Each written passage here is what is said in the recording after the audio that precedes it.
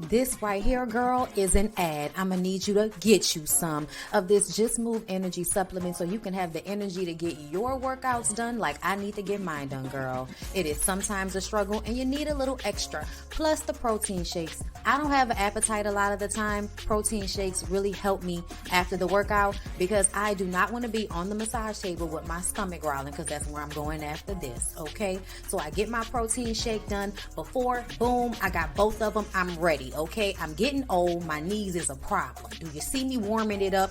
Do you see me trying to stretch it out? That's 35 pounds. I'm squatting 35 pounds. I'm proud.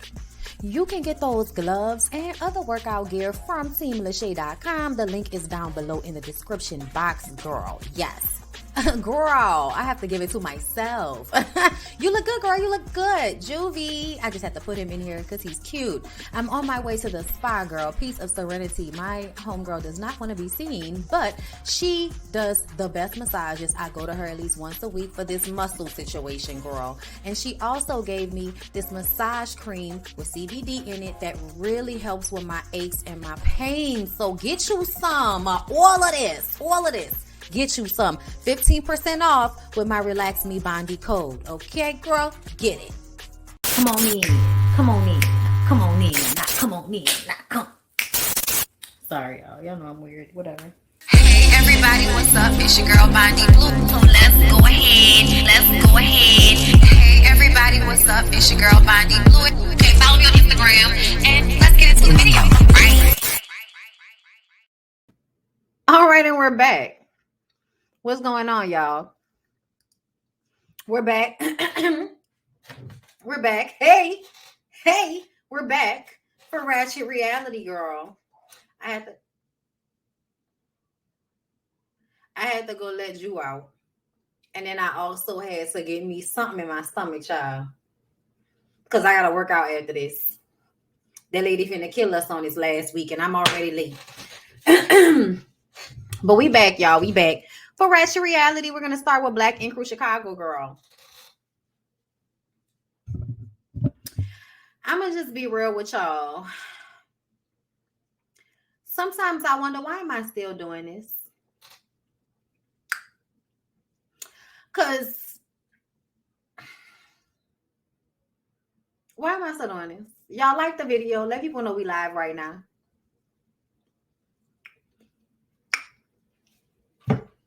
Because y'all ain't giving me nothing. Y'all ain't giving a bitch nothing.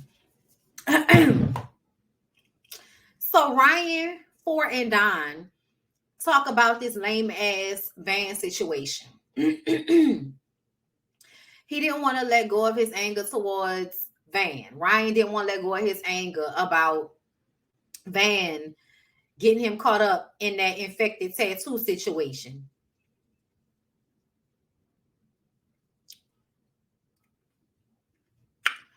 How many times we gonna revisit shit we don't care about?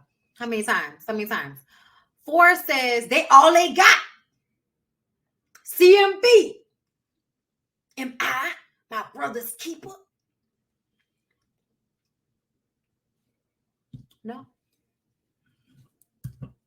No, I am not.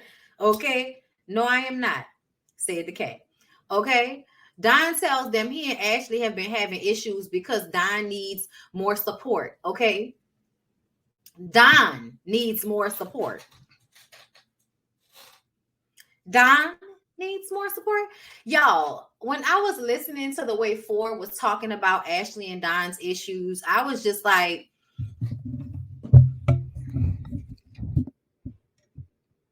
I don't want to hear your opinion, Ford, because I hate to say it like this, but you are severely bitch made. Severely bitch made. Hold up, y'all. I'm about to explain.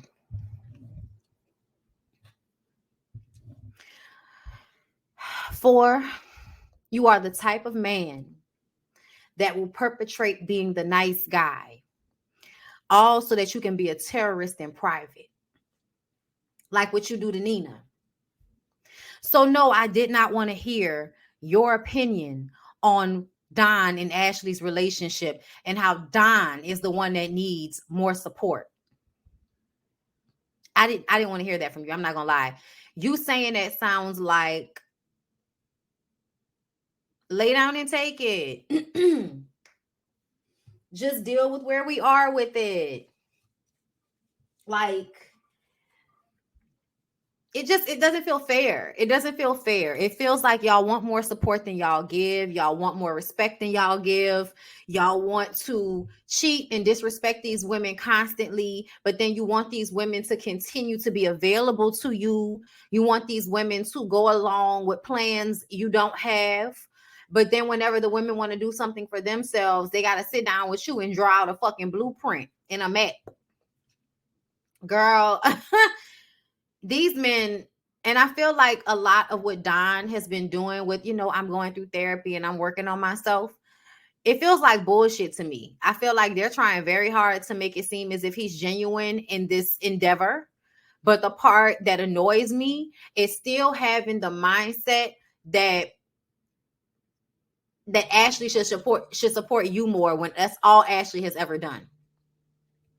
Y'all want Ashley to do more than what she's already done, because what exactly? What is that supposed to do? Because he's still gonna be out there cheating. Hold up, y'all.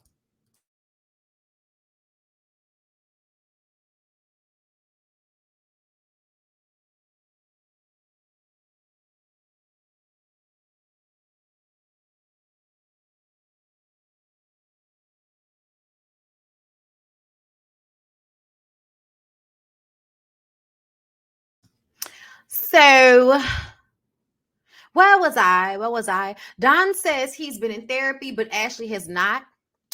And I bet you any money Ashley felt like, what I'm going to therapy for? I don't have a problem being faithful. I'm sure that's how Ashley felt. Like, what I'm going to therapy for, nigga? Now, I feel like everybody needs to be in therapy.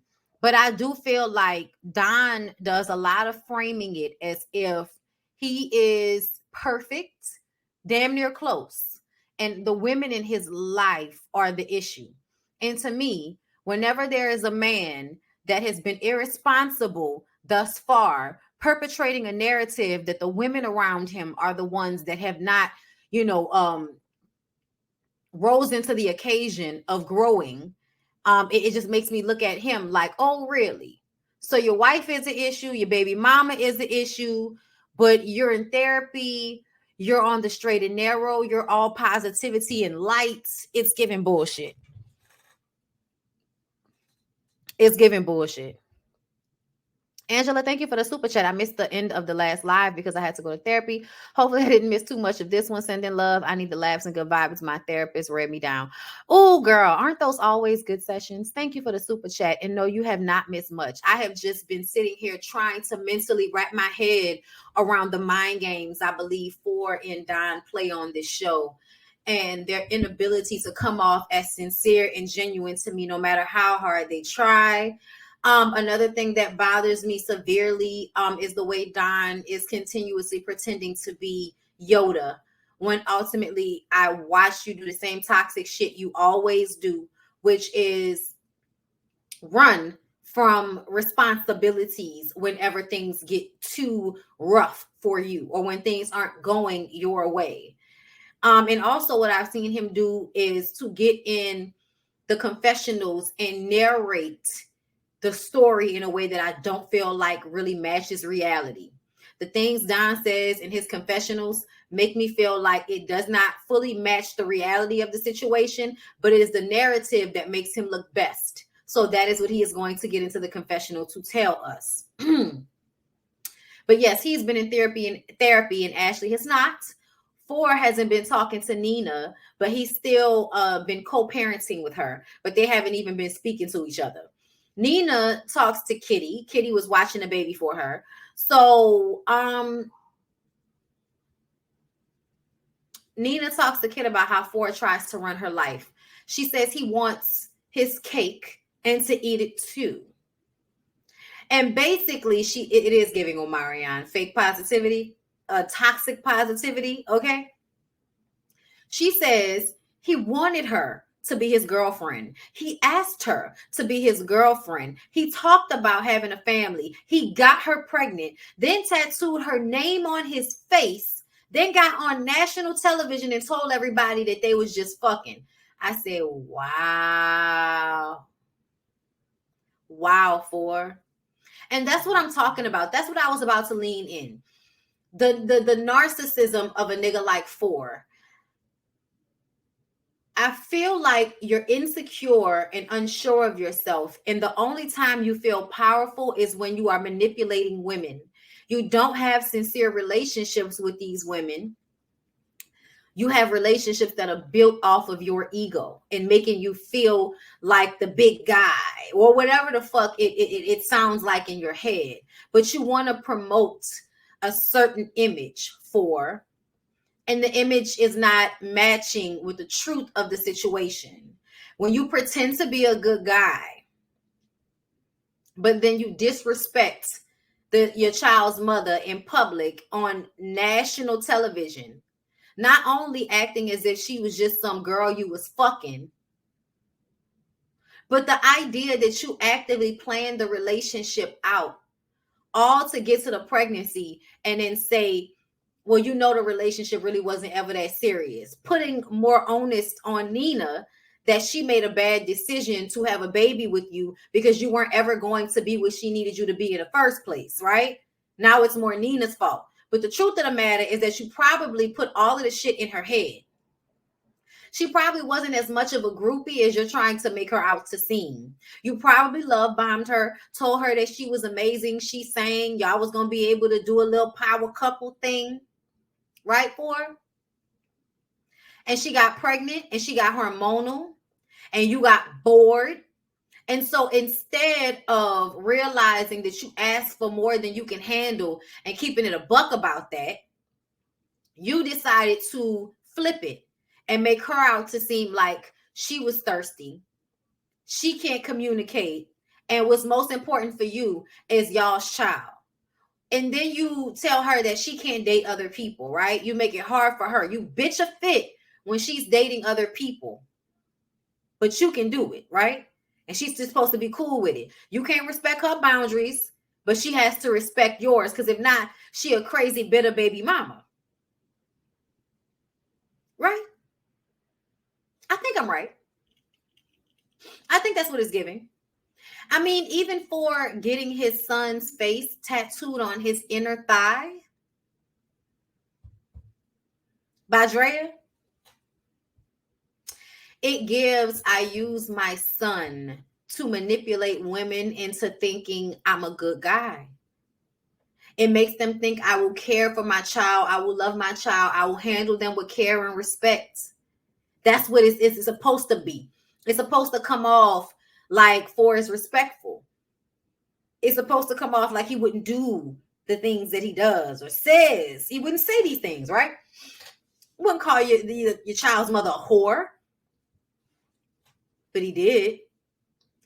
It's crazy to me. It's crazy to me. Yes, he got his son's face tattooed on his inner thigh. And the first thing that came to my mind is, so when the girls are going down to suck they can see your son's face. Is that what the point is for that? I thought for getting his child's face tattooed on his inner thigh was tacky. I thought so too. I thought when you get your child tattooed on you, that's like a chest, arm, back, calf muscle type of thing.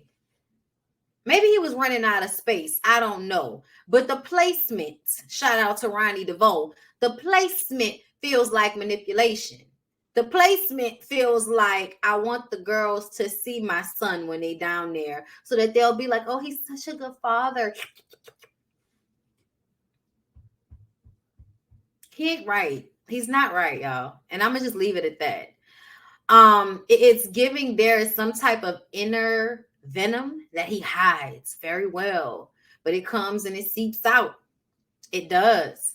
There's some inner venom in there. There's some dark shit going on inside of Forrest's head that he has kind of gotten into a place where he knows how not to showcase that to everybody. But it's in there.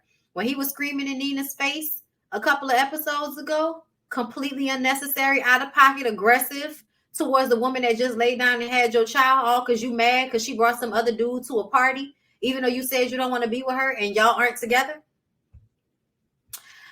I think that Drea is pretending as if she wants 4. I don't think Drea really,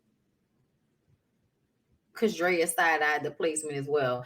I don't think Drea really likes him like that. I think that he likes her like that. And I think that she knows that it would behoove her to play it up for the show. I don't think she's really into him. Something tells me that Drea is, y'all forget he's bipolar. Ooh. We do forget that he's bipolar. Ooh. I forgot.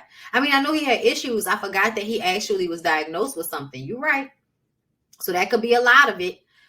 Calf, back, upper arm, forearm, side, chest, only acceptable place for tattoos of your children. Okay. But yeah, Drea gives me that she's smart enough to recognize what 4 is doing and to play with it on camera and to leave it in real life. That's what it's given to me. Child, where is Nikki? Probably somewhere being thick and living her life. So yeah, everybody else thought the inner thigh was a weird place for your child's face as well. Okay, I needed this distraction. So glad. So happy to come on YouTube. Ain't tell me nothing. Child, they don't never tell nobody nothing. Y'all make sure y'all like the video. And I said this early. I said this earlier today, so everybody should have seen it. They should have gotten a notification. But y'all know YouTube play games. This is also on Facebook, okay, as well. But anyway, y'all, so become all the bonbons, y'all. Please follow my Facebook page, all the bonbons. I gotta remember to tell y'all that at the beginning of the videos, because Facebook has better notifications. And sometimes when y'all watch over there on Facebook, I get paid. So y'all should, like, if y'all on Facebook, follow all the bonbons page. The link is down below in the description box. What else happened? Thank you for the super chat, says. Drea, Kit, and Prince talked to Drea about her dad. Yeah, I'm tired of talking about it until she actually sees him. Prince's car got stolen, so they got him some new equipment so he can actually do some tattoos and make some money. I would like for Prince to do better. I feel like, Prince, why do you only have one set of tools that you ride around with in your car? Like, I feel like if you make your money tattooing, you should probably have a machine that you just have at home that you could pull out if anything happens to another machine. Like, it makes no sense to me as a tattoo artist for you to only have had one machine. Like, it just made me feel like y'all was trying to make it seem like Prince was really hard up when he wasn't. Either way, it always comes off to me as if Prince is like barely handling his business, and I can't judge him, child. Sometimes I feel like I'm barely handling my shit too. But my car ain't get stole with all my shit in it, so there's that. Pray for me that doesn't happen. Okay. But yeah, I feel like he should have had a backup somewhere. Ryan talks to his mom about how stressful it is hiring and firing. Okay, can somebody else tap into these scenes with Ryan and his mom? First of all, I was like, hey, twin. When she walked in, I was like, all right, B. Okay, I'm trying to look like you when I get older. His mama's so cute to me. But something about their relationship, I can't put my finger on it, but it seems like something we need to talk about. I don't know. I hate that I keep seeing something when I see them together. Ryan and his mom, almost like there's some underlying issue. His mama talked to him like she his woman. I need a better understanding, Ryan. Okay, it's not just me. Is he still homeless? I have so many questions. My brother is bipolar and does the same to his. So yeah. Ooh. I feel like, I don't know what it is, y'all, but every time Ryan and his mom, I'm gonna tell you what I feel. Sometimes I feel like producers who produce shows do things in a way so that people know something is there, even though they're not showing you what's there. And I feel like there's something with Ryan and his mom that is underlying. So thank you. Thank God. I'm glad it's not just me. Sometimes when I be watching these things and I be talking to my husband, I be like, I don't know, something feel wrong here. I don't know what it is, but something feel a little off. Something feels strange. I can't really, I can't put my finger on what it is yet, but it always feels slightly awkward or slightly uncomfortable or forced interactions. Something is happening. Something is happening. Bondy, I emailed your Gmail, your website won't let me buy the 10 royal. Okay, did you email me today or yesterday? Thank you for the super chat, love. Because if you emailed me yesterday, I have my tech guy working on it. I was just waiting on him to, email me back. You're seeing codependency and cross parental boundaries. Okay, so is that what y'all are seeing as well? But yeah, thank you for the super chat, love. I think after the sister passed, the mom has this, I don't know, like they have an underlying issue that they sweep under the rug. Yes. Maybe she's a reminder of grief. They seem sad around each other.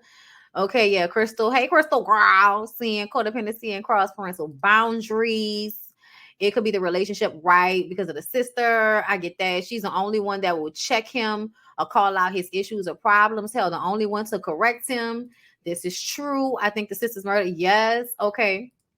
Like Jim Jones and his mom. I don't know if it's like Jim Jones and his mom, child. I don't know about that. Ryan always had to be the man of the house. Okay. And I know his dad is like alive and around and shit, but it just always feels like something weird about the dynamic. And we're not talking about it, but it's something that we feel whenever they're around each other. They definitely have a codependent relationship. She's honed in on him because he's her only living child. Okay.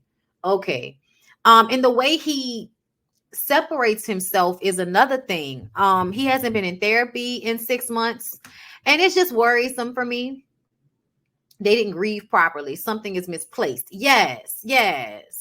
Where is Rachel? Can we ask? Listen, I love me some Rachel. I follow her on Instagram. I love her energy. She just seemed like she's just living her best life and wants to be unbothered. And I don't feel like she would want to do an interview about this show, because if that was the case, she would have been on this show.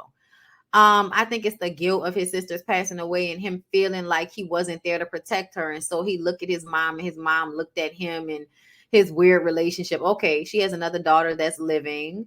Ryan has a younger sister.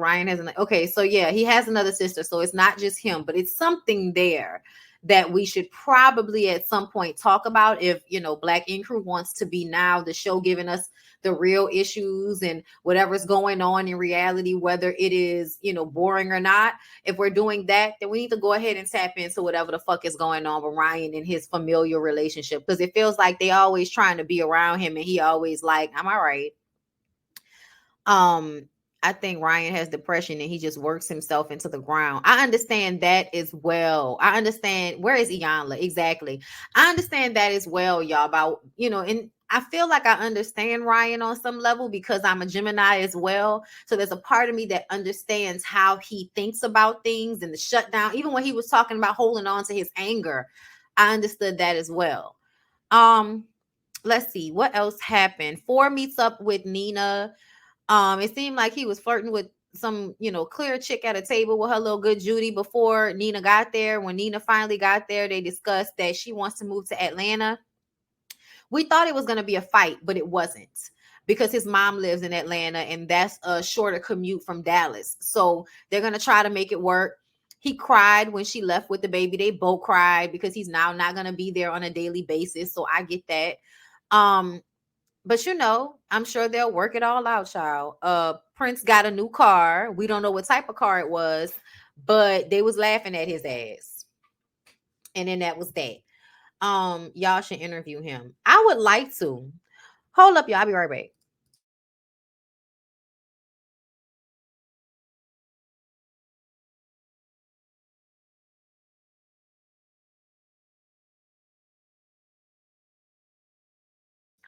Okay, hold up, y'all. I gotta go run downstairs right quick, right fast. I'm gonna play waiting room music. I'm trying to get my words out, and then I'll be right back. So that was basically everything about Black Ink Crew, y'all. So just give me like 1 minute, come right back, and we're gonna get into love and hip hop Atlanta, and then we'll do Miami last. Okay.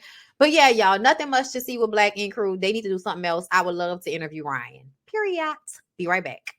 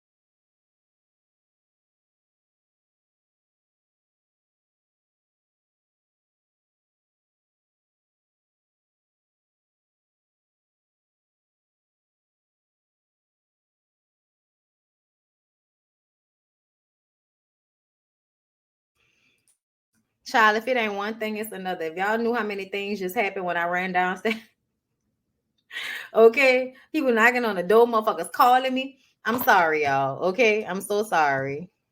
When it's just me by myself, it's always hard to handle all of these things going on in my house at one time. So I'm so sorry. Can everybody please like the video so everybody know I'm live? I apologize for the wait. Okay, now we're done talking about Black Ink Crew Girl, because what else is there to discuss? Nothing. Moving on to Love and Hip Hop Atlanta, girl. Let's go ahead and get into the Love and Hip Hop Atlanta of it all. So first of all, Safari.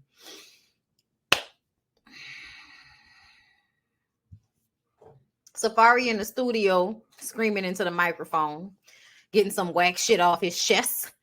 Mendices comes in with his lil one, and he wants to do music too. So they send Lil Mendices into the studio to write a Hot 16 while him and Safari talk. Okay, so he's trying to work on his relationship. Ooh. Anyway, he's trying to work on his relationship, or on the relationship between Samantha and Yandy. And I'm just kind of like, y'all are stunts and shows. I'm sorry, y'all. But for me, damn, I hate when I run out of incense. For me, it feels like stunts and shows when it comes to Yandy and Mendices. I don't know what I can possibly trust about, whatever they tell us. Because, that's my husband. Y'all not ever really married. Just a lot of fugazi fake shit. Oh, we moved to Atlanta. You probably would have stayed in New York, but whatever. They killed Love and Hip Hop New York. So here y'all are, y'all in rich in Atlanta, acting like that's where y'all wanted to be. All right, girl, whatever. Like, I never know if I can trust anything they say. Okay. But Safari says he doesn't see himself in his son. And Mendices asked if he went and got a DNA test. Safari says when she got pregnant, they weren't on good terms. Mendices says Rich said he still talks to Erica, and he saw on the show how Rich was rubbing on Erica's thigh. And so Mendices was wondering, could the baby possibly be Rich's baby? Safari isn't surprised by the situation with Rich. He felt like Rich probably still in love with Erica on some level. And they need to have a conversation because Rich is tripping.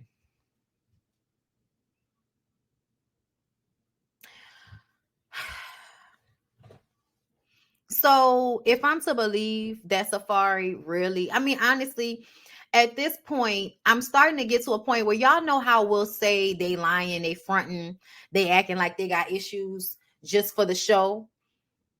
There are some things that you should not want people to actually put out there about you, like your kid could not be yours. So for Safari to throw that out there just for the sake of having something to say on this show, it just reminds me of just how lame, disgusting, how much of an asshole he is. Because, like, y'all really, you and Mendices both. I really was looking at Mendices like, wow, Mendices, you is a messy ass. Like, you messy as fuck. Like, everything that Mendices was doing this episode, I felt like it was hella messy. And it was almost as if he's paid attention to what they do on the reality shows. When they don't want people in their business, then they start to ignite and instigate the mess that's going on with other people, so you can focus on them instead of focusing on what's going on in their lives. Okay. So Sierra talks to, because we're gonna go through the order of how the shit happened, okay? Because that's how the notes is, and I didn't, put them in an order per story like I would normally do, girl. So Sierra talks to her BFF about Eric. He gave her a new ring and she all excited. And I told y'all that yes, Sierra is aggravating. Sierra, I'm an alpha woman, and he just always wants to argue about everything, and everybody's telling Sierra, girl, he a good man. Savannah, girl, listen, Sierra know that man is a good man. But I think that Sierra likes to be difficult on purpose. And I personally feel like Sierra should be difficult. Be difficult. Because if it means you get what you want to get out that nigga, like a house, then a condo, a ring, then another ring? Do you, Sierra? I don't have nothing to say about Sierra and Eric's relationship really, because I feel like they putting 20 on 10. I feel like ain't nothing really wrong with their relationship, but they pretending like something is wrong with their relationship. That's what it seemed like to me. Sierra takes him to hold on, wait, she should hold on. Her friend says Eric is different. He's a good man. Sierra doesn't want to rush into marriage and then rushing into divorce, basically, like she did with Shooter Girl. I don't know. But she doesn't want the same situation that happened with BK and Shooter to happen with Eric. Her friend suggests they go to therapy together. She needs her friend. She loves her friend. It's just like, all right, Sierra, you seem real codependent in your friendships. Calm down. Hold up. When her and Eric go to therapy, okay, so Sierra and Eric go to therapy. They talk to her pastor. She says it's always something with y'all. What y'all want? When the pastor said that, I said, stop going and talk to her because that lady tired of y'all. Sierra, your pastor is tired of you. She said, what you want? When they sat down, I was just like, girl, stop calling that lady. She don't want you to call her no more. I also feel like just because somebody run a church don't mean they're a licensed therapist. Like, it low-key annoys me when people go to church members who don't have licensing when they really should be going to licensed therapists and counselors and people that have actually read books and went to school for some shit besides just reading a Bible and, redistributing that information to the masses, because or being with some ain't shit ass nigga for a long time. Like, y'all do that a lot on these reality shows. Like, we tell y'all go to therapy and y'all go talk to a pastor. And I just kind of, I honestly don't feel like you should go to a pastor for the shit you need to go to a therapist for, because they're going to always put patriarchal biases, religious biases on the therapy. And honestly, I feel like sometimes what is needed in therapy don't have nothing to do with the way people prioritize religion in their lives. Like, no, like, this needs to be a real cut and dry conversation. This don't need to be nothing wrapped up in foolishness. Okay. And when I say foolishness, meaning the things that the church teaches about marriage and relationships isn't always beneficial to women. Sometimes it's toxic. It tells you to stay in relationships you don't need to be in. I mean, honestly, the pastor's advice was very good to me, but I also felt like somebody with more education would have gave them something deeper to look into about themselves versus telling them that they need to date. Y'all, he needs to move into his own place and y'all need to date. That was good advice. But if something deeper is wrong with Sierra, if something deeper is wrong with Eric, I feel like y'all are only going to look at the situation as if Sierra is complaining and Eric is perfect, and Sierra just needs to figure out a way to allow Eric to be the perfect man that he is. And Eric just needs to have more patience with Sierra. Like, that's basically what most, I feel like, pastor, counselors are going to tell y'all. Do what the man tell you to do. Pray about it. That's what they're going to tell you to do. Do what the man tell you to do. Pray about it. Be a better listener. Right? A therapist would have got deep into the root of the issue. Right. Thank you. I've been saying that for the past few lives, Bondy. They don't help you. They just brush it under the rug in the church. Exactly. That, you know what I'm saying? The pastor energy gave, y'all should not be here. Yes. Girl, get out my face. But Eric was upset about the advice that they should separate households and date again. He says he feels like they're moving backwards. And I just kind of feel like, what did you want, Eric? What's the goal? Because like, I feel like some space so that y'all can miss each other might be the best thing. But to me, it feel like Eric was upset about the idea of having to woo Sierra even more. Like, no, I was coming to you so that you could get her to go along with what I'm saying. Not so that you could tell me that we need to back up so that I can apply more pressure. Because that's what that translated to me. That he needs to step back so that he can see if this is something he really wants. And then if that's what he wants, apply pressure. Okay. But if it's not what you want, it's going to give you the space to back out of the situation. And he was upset about it. So it made me feel like this counseling session was to get Sierra to just go along with whatever you say. And honestly, it made me feel like, Eric, what do you want her to do exactly? Like, everything I do is wrong. What are y'all talking about? What's the complaint? We're going to move into a condo. We're not going to stay in the house. What else are we arguing about right now? Like, it just doesn't seem real. Like, whatever they act like they going through, it don't seem real to me. Anyway, moving on from there, Rashida and Miss Charlene sit down with Rashida's wayward ass daddy. And I was just like, Rashida, it's given I have exploited my wayward husband. So now let's exploit my mentally disturbed daddy. That's what it's given. I'm not mad at you for doing it because I feel like essentially if the nigga wasn't there to raise you and, you know, give you what you needed as a child, the least you can do is show up so I can exploit you for a check. That's the least you can do, nigga. You ain't did shit else. But anyway, daddy came in with his vest on. He drove from Illinois. Rashida asked why now. He says he wasn't invited before. Were you not? Were you not? She says he doesn't need an invitation. You my daddy. Niggas who ain't never been there for their children always want their children to go out of their way to prove that they're going to be open to the daddy because the daddy has too much pride now to deal with the fact that he wasn't shit to his children. So instead of taking responsibility and applying pressure the way he would to a woman he's trying to fuck, he wants his child to put forth more of the effort so that he can feel safe to be somewhat nice to her. Because being held responsible and her being upset is too much and he don't want to have to deal with that. It's too uncomfortable.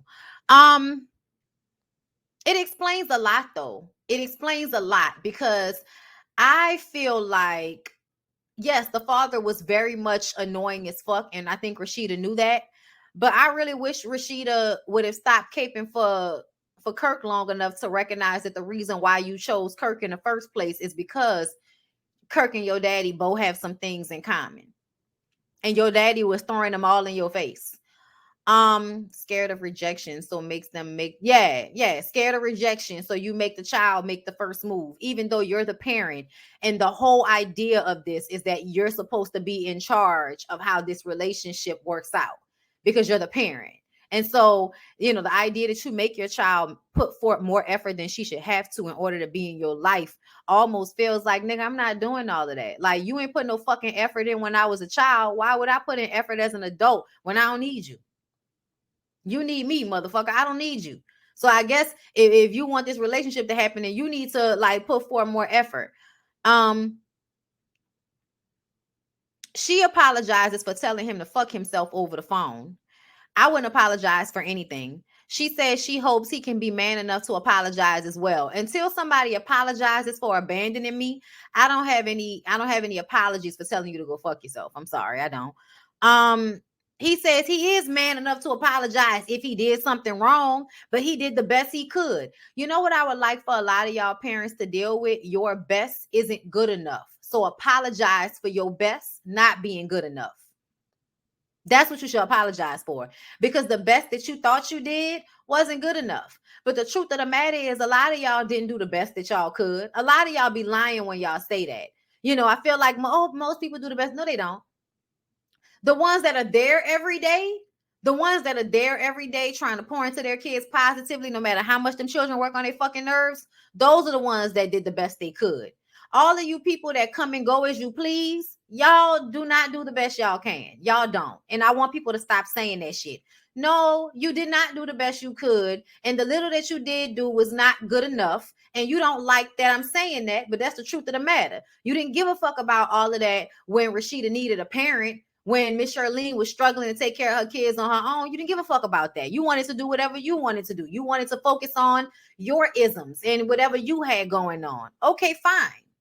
But now that we're adults, you can't even admit that you were selfish. You can't even admit that you didn't make the right decisions. You can't even admit that. So you can't even give people honesty. You can't give them respect. You can't give them honesty, and you can't give them a conversation like an adult without you screaming and hollering and gaslighting and projecting and pulling Kirk's issues out of your ass, when really the funny part about it is her dad kept bringing up Kirk like that was supposed to be some distraction. But it's like, nigga, do you know the reason why she chose Kirk is because of you?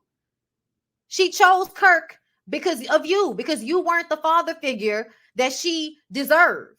You weren't good enough. So what did she do? She went and got with some old ass nigga because she didn't have a daddy that'll take care of her. So she went and tried to find somebody to take care of her in her relationships, which is what a lot of people do. So don't be so quick to use Kirk like, oh, he hurt you more than I ever have. No, nigga. You laid the foundation. Yeah, you did. You laid the foundation for Rashida to pick a man that was undeserving of her. Yeah, you did. Absolutely. You made it so that Rashida was okay with being dogged out, with having babies had on her, nigga asking for paternity tests on her baby while he cheating. Yeah, he hurt her a lot. But he would never have been able to play with Rashida like that if you had instilled confidence that some man loved Rashida. If Rashida really felt like her daddy loved her growing up, she would have never been susceptible to an old grimy ass creep nigga like Kirk.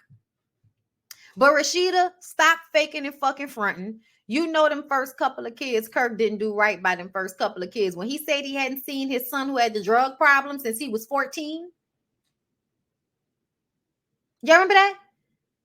Kirk really sat up there and said he had seen his son since he was 14 years old and had the audacity to say it to us like that was reasonable. Nigga, you a grown-ass man. If you hadn't seen your son since he was 14, 15 years old, that means you made no effort to be in his life.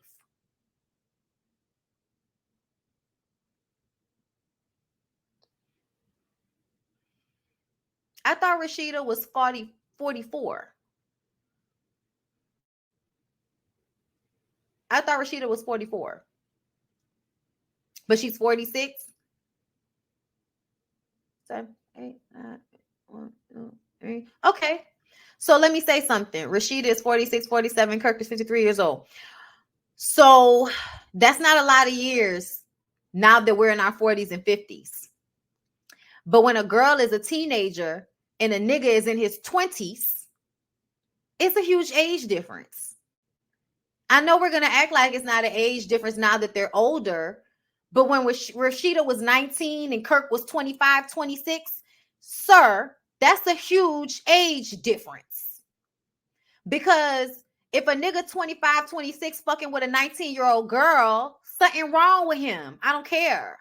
I don't care. He wants to control her. He wants to seem cooler than he is. He wants to ride her coattails. He wants to find a woman that he can use that will be loyal to him because she's young and sees him as a catch.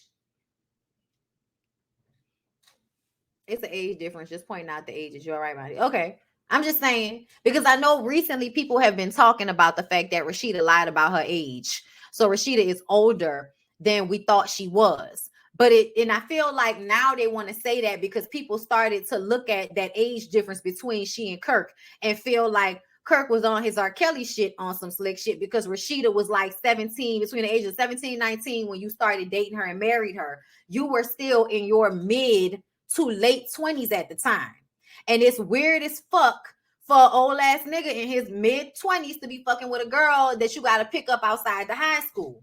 Like, I know we thought it was cute back in the 90s. Yeah, we thought it was cute back in the 90s for you to have some 20-something-year-old dude picking you up from high school. But the truth of the matter is now that everybody's grown, he groomed you.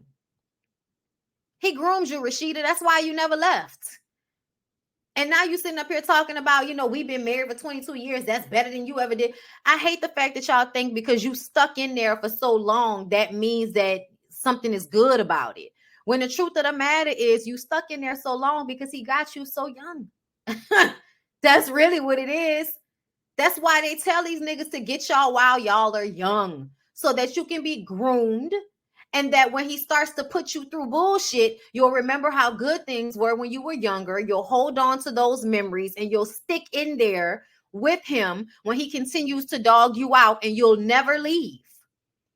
He can have a baby on you. He can question the paternity of y'all child. He can embarrass you in front of people. He can disrespect you, disrespect your mama. You know what I'm saying? Nigga mushed your mama for kissing a baby. Got the baby DNA tested, even though he was out here sleeping around on you, not wearing condoms, and then got another girl pregnant the season right after. At some point, Rashida should have left for more than just a girl's trip.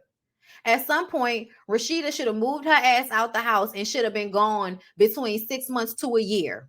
And Rashida never left the household. It is because Rashida was caught at an early age. Rashida was groomed to feel like it was better to stay in her situation than to go anywhere. You can't tell me no different. You can't tell me no different. So essentially, that age difference mattered because it probably prevented her from moving or leaving him at some point. She was still in high school when they met. He is nearly 30. He was nearly 30. Come on now. She doesn't know anything else besides him, right? He trapped her while she was still young and impressionable. Being in a toxic relationship is not a badge of honor. Nothing near a flex. Yeah, when she said that to her daddy about how she, we've been together 22 years and you and mama couldn't even stay together a year. Yeah, that's probably because your mama was like, I'm not dealing with this shit and decided to leave.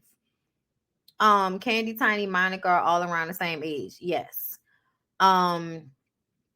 She don't know life without Kirk. Ain't nothing good about that long ass relationship. She was 24 and he was 31 when they got married. That's all her young years.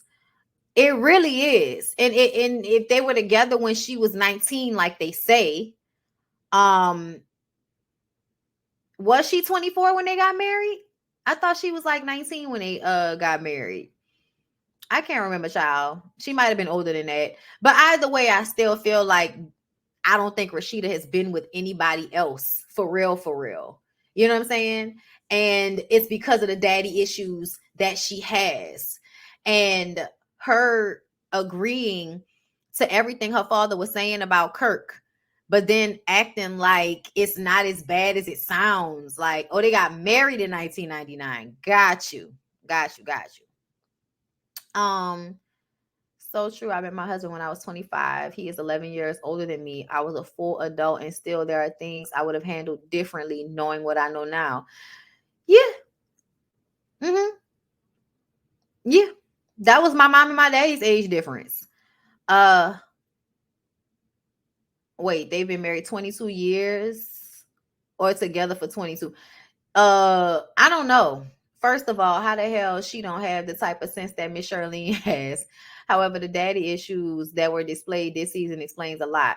Kirk was legally Rashida's guardian. Yikes. He was 30. She was 17 when they married.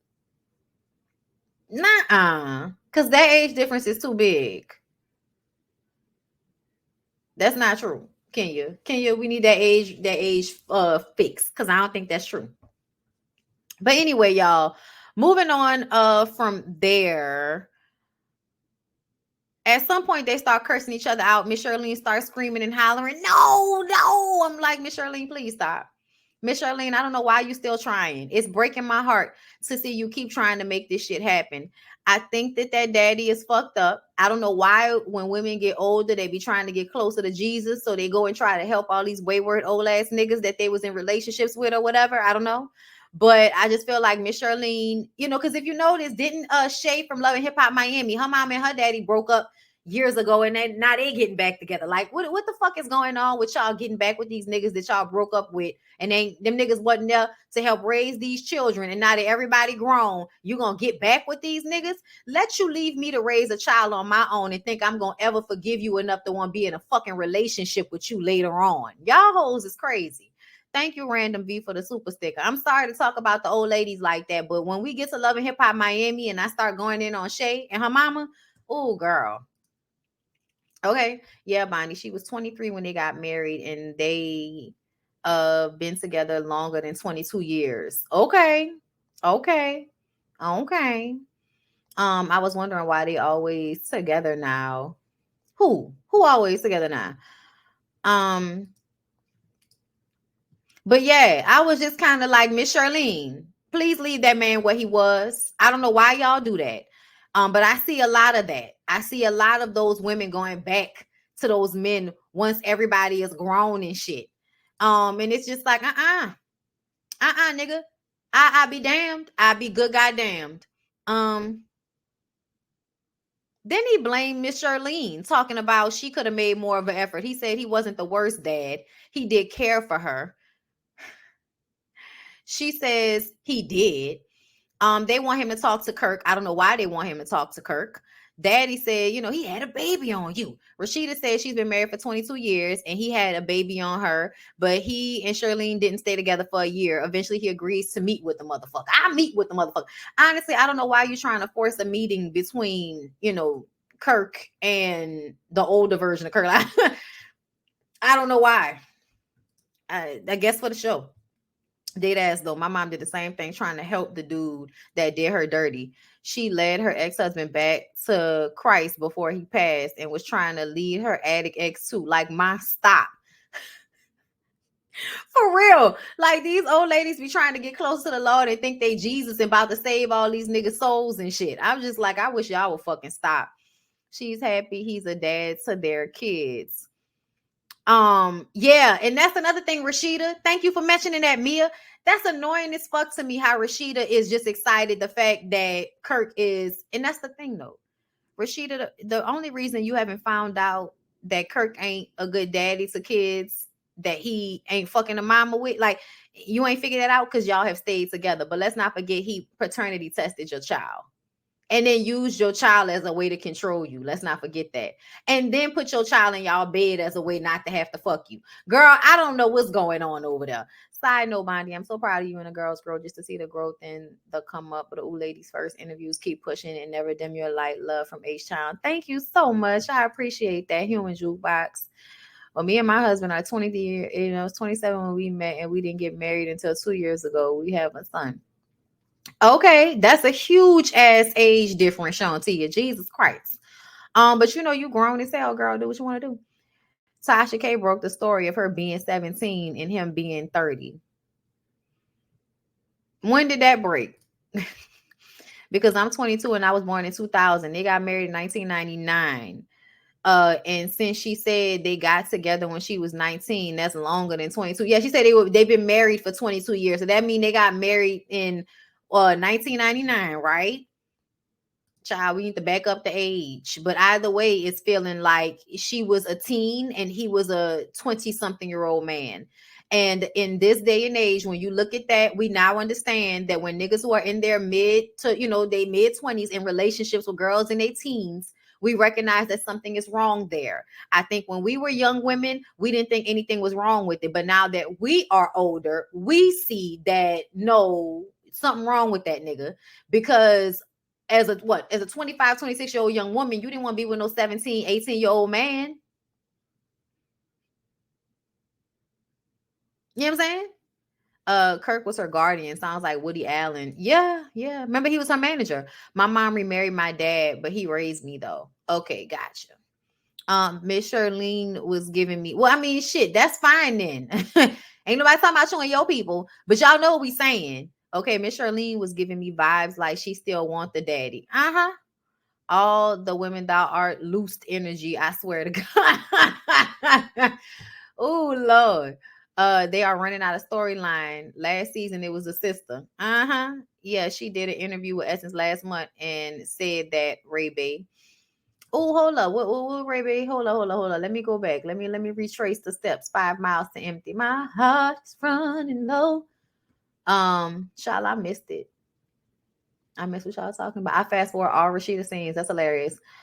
Me and my husband been together for 25 years. We are 10 years apart. What I know now and the BS I put up with, I would have never got married. Child, I'm telling you, listen, we know for a fact, okay, that these men get with these women. Even if you still with the nigga, he got with you while you was young because he knew once he got you when you were young, it would be harder for you to leave him.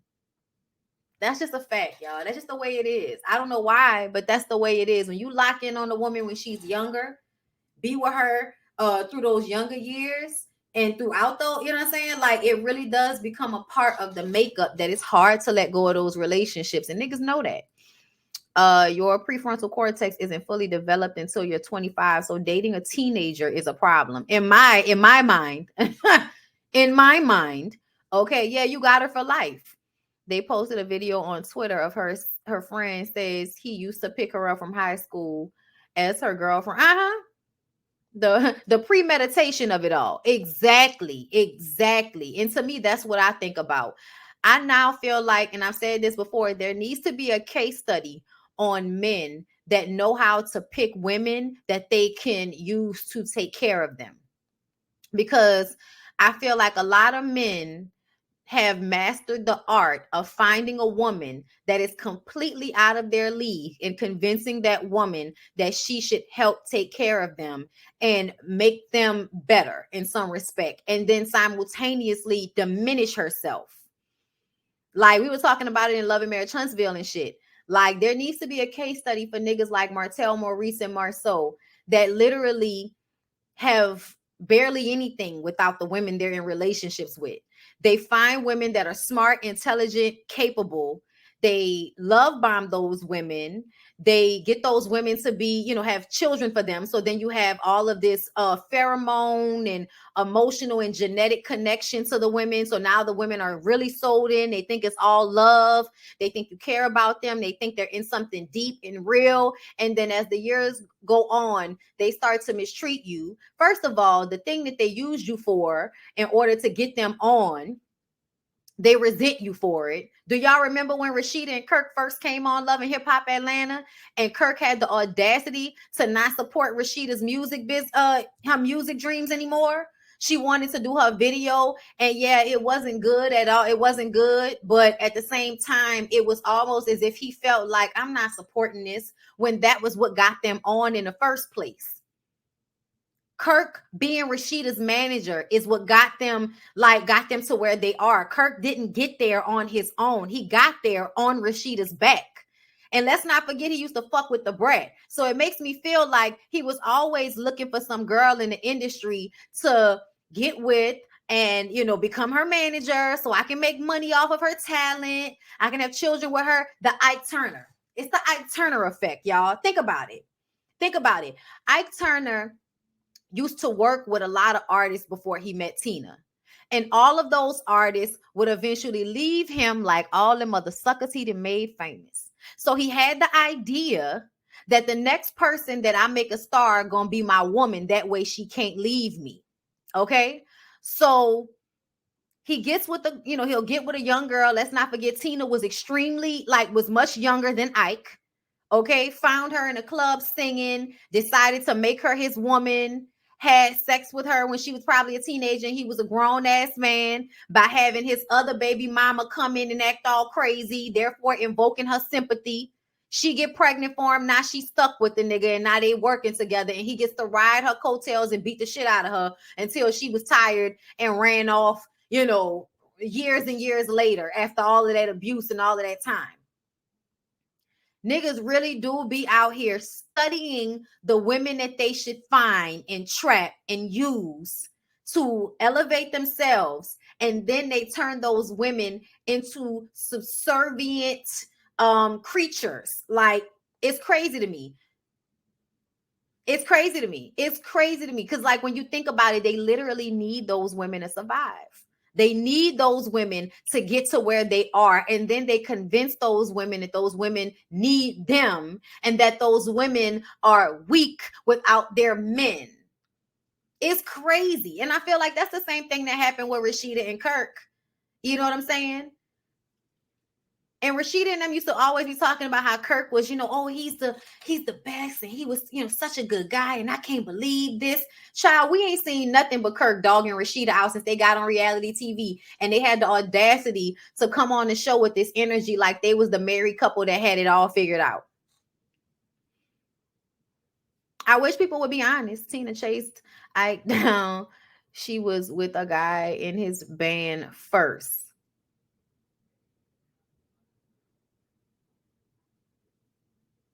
Is that right? Is that right? Tina chased Ike down? Is that right? Where that came from? Where you read that at?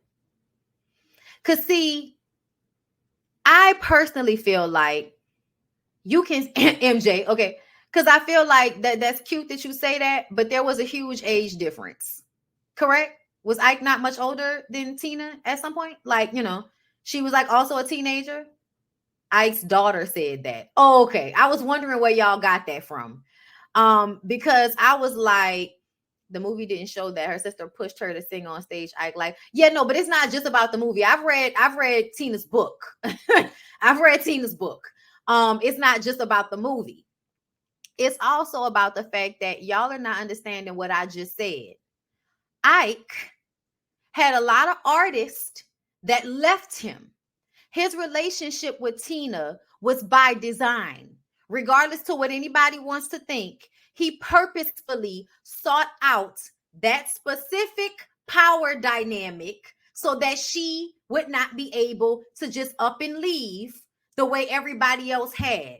It does not matter what the teenage Tina was thinking in her mind when the grown ass Ike Turner decided he wanted to set his sights on a younger girl who he can then create a personal relationship with, impregnate, marry, entrap, and then beat in order to control. None of that is none of that gives Tina was the aggressor here. Okay? I agree with the age difference and everything. He definitely did. Ike's daughter would say that though. Right. Just like old girl who shot herself. Right. Of course his daughter would say that. Y'all gotta pay attention to the sources. That happened to Aretha. The only twist was Aretha's dad pimped her out. Child, y'all know I wish somebody would be real about that story. Because they say a lot of shit about Aretha and her daddy. Anyway, so yeah, the guys meet up, y'all. I think Ashley said so on YouTube, has some info contradictory to Tina's story, but ultimately Ike was abusive regardless of all the other details. You know what else though? I watched Ashley Say So as well, and she tells y'all where she gets a lot of the information. A lot of it is word of mouth. A lot of it is not 100% fact. A lot of it is shit that can be heard by people or said by people close to them, but it doesn't mean it's the truth. You know what I'm saying? Ike was 31 and Tina was 23 when they got married in Tijuana. So yeah. So yeah. That's a hell of an age difference as well. And you notice that, they get married at 23. How long was the relationship going on before we get married at 23? I like Ashley Say So too. You see how Fallon ended up with someone younger after being controlled by Simon. Child, we still don't know who her first child's daddy is. Aretha, I know. I feel like she was younger because they went to Mexico. Right. Like, why they went to Mexico to get married? He was 26. She was 18 when they met at that club. Tina said she never got with Ike by him asking. She just woke up one day and she was his woman. I know. I remember. I read the book, girl. He didn't even ask her to marry him. Just took her to the chapel and was like, we about to get married. Like, he didn't ask her. He just took her. But anyway, y'all, moving on from there. I mean, the movie romanticized it more than it really was. Tina is lying. Yeah, Ray Bay. What Tina lying about? Tina said she never got oh yeah, what Tina was lying about? What part did you think Tina was lying about? Ike knew what he was doing. I think so too. I think Ike knew what he was doing. I mean, Ike beat that lady for the rest of the relationship. Like, I don't know why we need to try to find a way to make it seem as if, there was something else to. Oh, you think Tina was lying about the age? What? The Broadway play is coming to New Orleans in February. Oh, I'm gonna have to see it. Child, that movie was a cautionary tale. It was. It absolutely was. It continues to be. We don't know these people's story or them in real life to say she lying. I don't know what's to be lied about. I don't know what Tina could be lying about. Ray Bay is saying that Tina was lying about her age, that she was underage when they got married.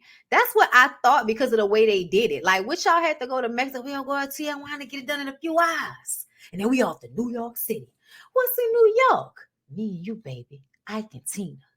Something on my mind. Won't somebody please tell me what's wrong? You just a fool. You know you in love. What you say? I got you, Ray B. I said he never hit Tina in an interview and then followed up and said he slapped her. So Ike and his family can't be trusted. Oh yeah, y'all should watch some of them interviews. That nigga contradict himself in the same sentence. But anyway, y'all, let's move on. The guys meet up to gamble and talk about women. They discuss Jock and Meta.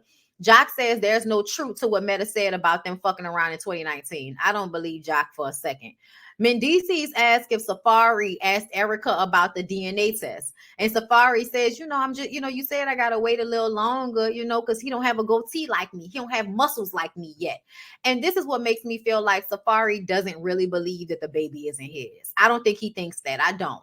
I think he just says shit because he knows, for one, it's going to make a splash on the show. It's going to be, a lot of controversy around him saying it. People are going to go at him. He loves the hate because he likes attention. So it doesn't matter if it's good attention or bad attention. He's going to say something stupid so that he can get attention. And he also knows it can make Erica feel bad as well, which is what he wants to do because he's mad that he and Erica aren't staying in this marriage, even though it wasn't working out. Okay. So Mendici says that Rich doesn't have a goatee to insinuate that Rich may be Erica's last baby daddy. And I'm just kind of like, I don't think any of us think that Rich is Erica's children's father. Like, anyway, they feel like Rich obviously must still be smashing Erica, child. I don't know. Rich says it's kind of like the kettle calling the pot. Is that what they say?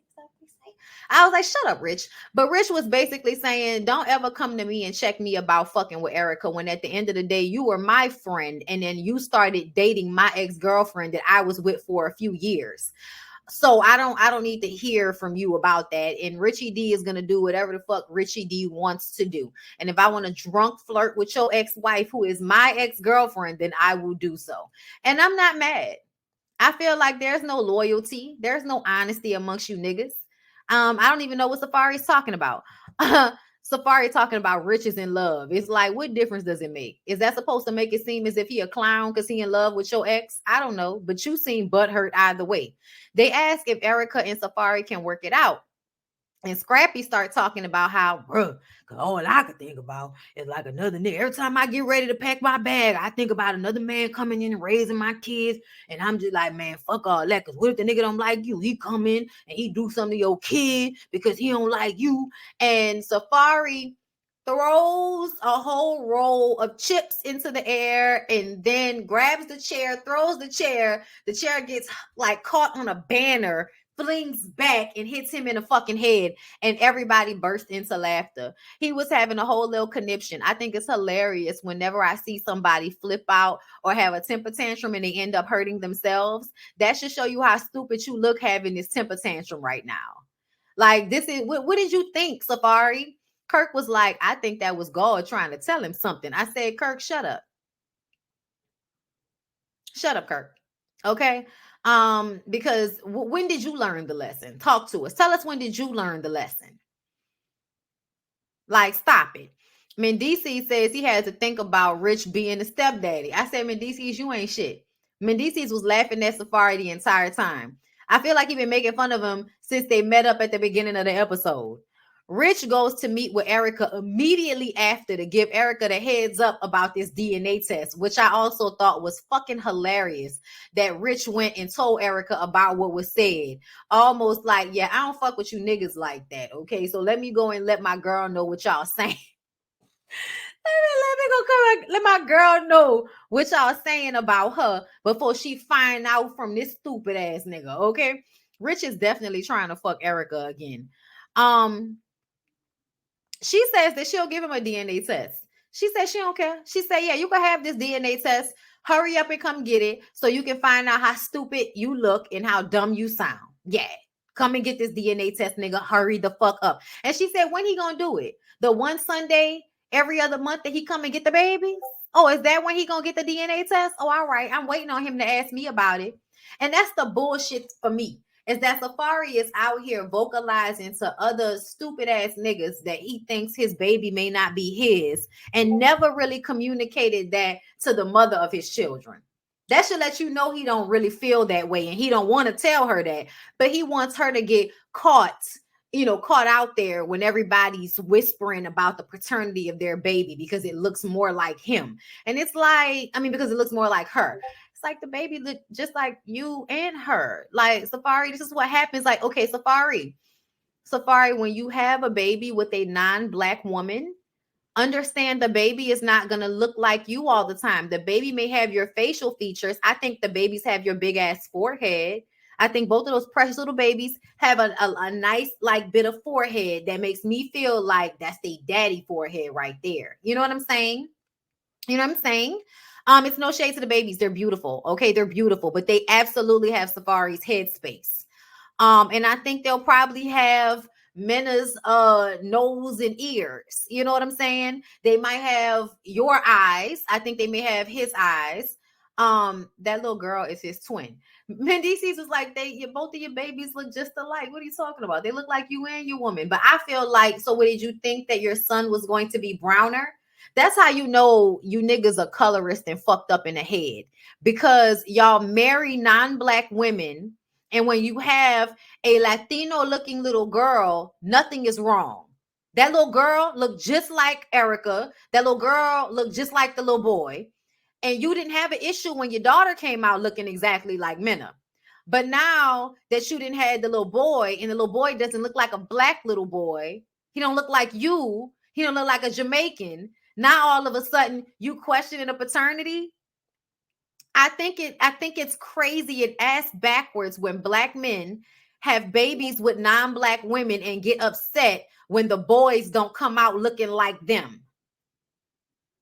But you wanted the girl to be lighter complected, to be mixed. You wanted the girl to have all of her mom's, non-Black qualities. But your son, you wanted him to have some of your Black qualities. And because you don't see those, now all of a sudden you have an issue. I think, honestly, that's where the thought came from. I don't think he really thinks the kids aren't his, but I do think that when he looked at his son, he expected his son to look more like him, which meant more Black. So now you want to start questioning paternity because the Black son doesn't look as Black as you wanted him to look. Y'all are retarded. All of you men that think like that, all of you men that do this shit, y'all want the girls to look racially ambiguous, but you want the boys to look Black, like you. Y'all are retarded. You want children that look like you? Have children with a Black woman. If it doesn't matter to you, then do not question the paternity of your child just because they don't look exactly like you when they're like less than a year old. You fucking idiot. I'm sorry. I had to say it like that. Like, because that's just so disrespectful. He wanted a Black Romeo Santana. Yo, Romeo Santana is Black. Romeo, even though his last name was Santana and he's speaking Spanish, my dude was Black. It's called a skin color. You know what I'm saying? That's funny that you say that, though. I mean, it's just like, with Black Oprah, nigga, you know what I'm saying? These people are Black. These people are already Black. You don't need to put the Black on it. They're already Black. Child, that's too stupid. I cannot stand these niggas. Anyway, y'all, so the girls have a slumber party to love on Rennie Rucci because her mom passed away. They congratulate Sierra on her new ring, and I'm just like, but Sierra, you about to sit here and complain about a relationship, but everybody is excited because you got another worthless piece of expensive jewelry? I guess not worthless, but to me, when a nigga keep giving you engagement rings and y'all don't seem to have a wedding date, I think about the times that bitches be having like 5 engagement rings and it seems as if they're never going to get married. And it just makes me feel like it's, worthless. It's given to you as a placeholder. Don't give my place to nobody. Here go a diamond ring. Rockstar and Angel. Yeah, that's what I was thinking about. So what happened? They discussed the guy's poker game and Safari saying he wanted a DNA test. Kendra tells them that she got 8 stepchildren and 1 possible. They laughing about it like it's a motherfucking spades game. She admits that she knew about the baby, but she didn't know about Meta. And Erica was like, but you acted like you was just finding out. Erica don't like the fact that she was able to be tricked into thinking that it was real. The emotions were real when they weren't. And Kendra was like, the emotions were real because I didn't know he was fucking Meta. And I'm low-key still upset about the baby. So I just conflated all those issues together to give y'all this best Emmy Award winning, performance on Love and Hip Hop. So Bambi says Meta cats because when they first talked to her, she was saying she fucked with Jock all the way up to 2019. But when they called her on the phone, she was backpedaling and pussy popping about the 2019. But when they got to the fashion show, you had a whole award and you wanted to give Kendra the business because Kendra acting like she didn't know about you and she know and all of this type of shit. So it's definitely giving cap. I was with Bambi on that. But I also want Bambi to stop caring so much about what's going on with these people and explain to us what's going on with her and Scrappy, because her and Scrappy be on Instagram like they have a real good relationship, and then they be on this show like I'm like 10 minutes away from leaving this nigga every time we see them. Kendra and Spice go off to speak on their own because Spice doesn't want everybody convincing Kendra that Meta is a bad person, and she was being messy by withholding that information about Meta from Kendra. So they go and sit down and talk. This is the thing about Kendra. Kendra had the audacity to feel a way about Spice and them not telling her about Jock. And I'm just like, Kendra, I hate to say it like this, but as it pertains to you feeling a way, girl, fuck your feelings. Fuck your feelings. You really gonna sit up here and marry a hoe and then get mad when people don't tell you about your niggas hold'em? I'm gonna tell you right now, Kendra, you come off like you so delusional that you must already know the type of man you with. So what's the point of me coming in you and telling you the shit when I thought y'all already talked about it? It doesn't make sense to me. It does not make sense to me for you to be mad at any of those women for not telling you about Jock. That doesn't make any sense. You know who Jock is. And probably if they would have brought you the information, you would have gave them, girl, I already know. And what you trying to hate on my relationship bullshit? And then she's still talking about she want to meet with Meta so that she can get to the bottom of what happened between Jock and Meta, because apparently she can't trust what Jock tells her. Y'all, I got a period pimple. Go away. Anyway, I'm looking at Kendra like, girl, I guess, girl. You gonna get to the bottom of it, and then what? You said on DJ Richie Sky that he treats you like a queen. So that means you ain't leaving no matter what you find out. Ooh, girl. It don't make no sense. Anyway, y'all, let's go ahead and move on, because Love and Hip Hop Atlanta don't make sense, girl. It just don't make sense. Kendra only got married because she wanted brownie points with the other women. It's not just that. Kendra wanted to be married because it's a part of being one of the women that are more valued. You want to be a high value. You know what a real high value woman is in our Black society? Being chosen by any nigga, but specifically being chosen by a nigga that everybody want to fuck. If you are the girl that locks down the whore, then you must be that bitch. That's what it is. Okay? If there's a nigga out there with toxicity and he's spreading his dick all low and wide all over the place, there is a main chick out there that loves her position as the one that he claims, the one that he runs home to. Who can I run to? Okay?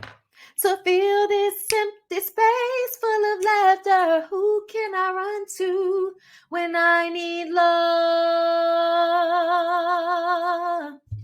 Sweet love, and my mind is so confusing.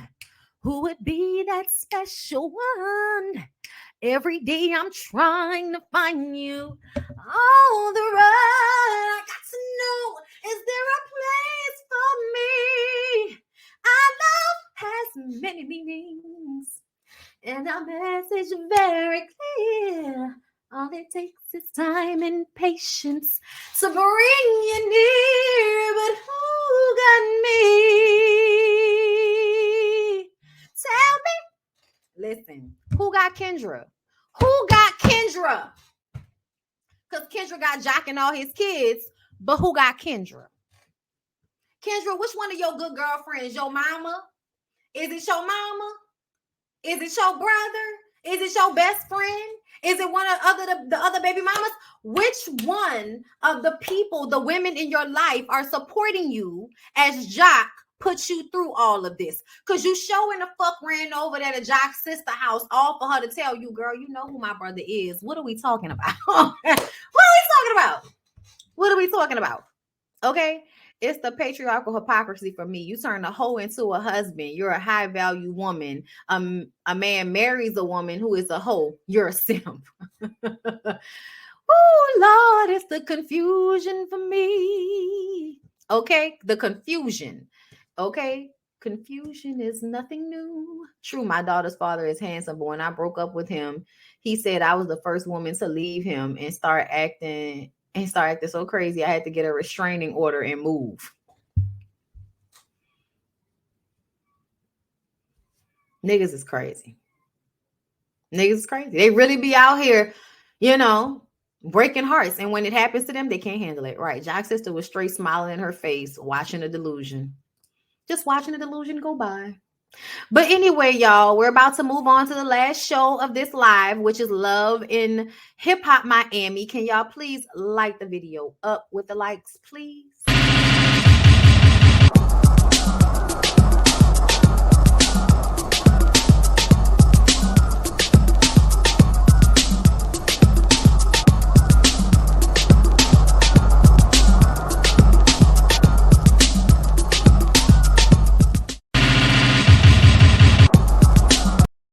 All right. Okay. And we're back. Let's do it. Love and Hip Hop Miami is terrible.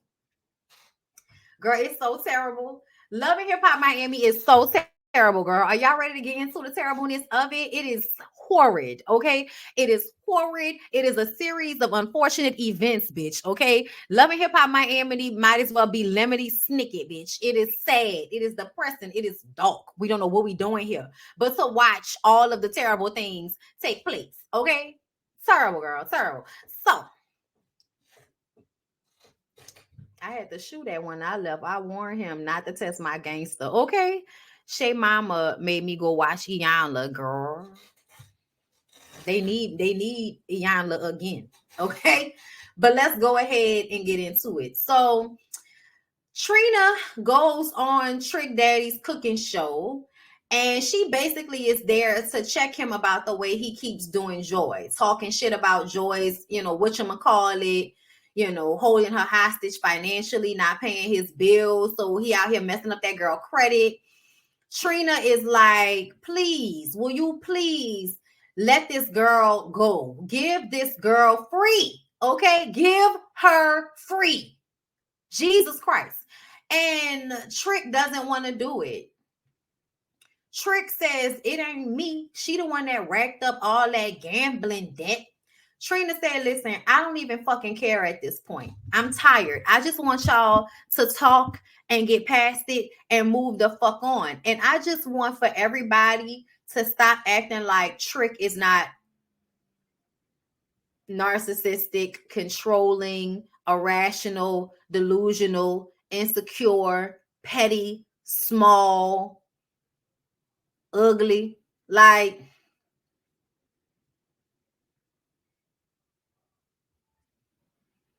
fat. I may be poor, I may even be ugly, but dear Lord, I'm here. Oh Lord, I can't deal with Trick, y'all. I cannot deal with Trick. Okay, so Shay, we're gonna come back to them. Okay, hold up. No, we not. Let me see, because I skipped around. Okay, yeah. Trick goes to see her mural of her mom, and her sister. Y'all, who is Trina's sister? Did Trina's sister pass away too? Either way, it's very beautiful. They all are very beautiful. Joy is there. She tells Trina that Trick pays his mortgage late, which is why, she got messed up credit. I'm like, so Trick doesn't have messed up credit? Or is it the fact that how is Trick paying for things if Trick doesn't have good credit? Joy needs to ask Trina for the money and just divorce the man. I don't know if it's that simple. I feel like Trina has already given Joy money. I don't know what the situation is in Florida as far as divorcing people, but this is coming off as being more difficult than it needs to be. Okay. But I also feel like I don't think that Joy is pretending. Joy does seem tired. Like Joy does seem miserable. Joy does seem defeated.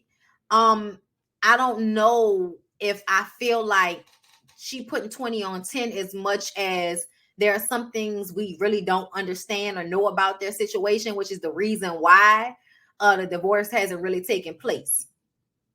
She should have been handled.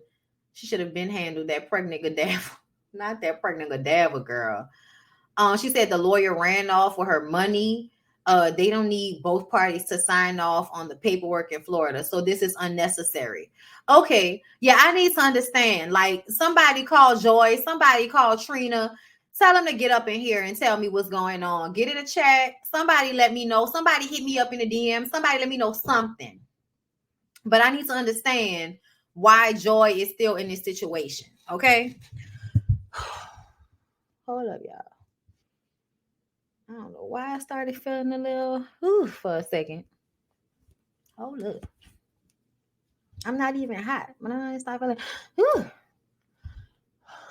Okay. So Trina wants them to talk. She says, I'm not unblocking him. He could text me. He couldn't text her. She had him blocked. So Joy and Trick talk. And she's upset about all of the stuff he's been saying on his shows. She said that the whatchamacallit she had was in the beginning of their relationship. She said that they actually got married after she had the whatchamacallit. And he proceeded to have a baby with somebody else while they were married. He brought that up to hurt her and to get her attention. He finds it very hard to keep his mouth closed, okay, about her. He's always running his mouth. Joy was kind of getting in his ass. He says, don't stoop to my level. Unblock my number. I couldn't even text you happy anniversary. Trick, you're delusional. That's what I'm talking about when I say that you're delusional. Like, y'all are not together. She does not want to hear happy anniversary from you. She does not care about y'all anniversary. She wants you to let her go. I'm good, y'all. It's just, something came over me for a second. But he loves her and he should have done things differently, but he doesn't think anyone is better out there for Joy than him. Did anybody can take care of her as good as me? No.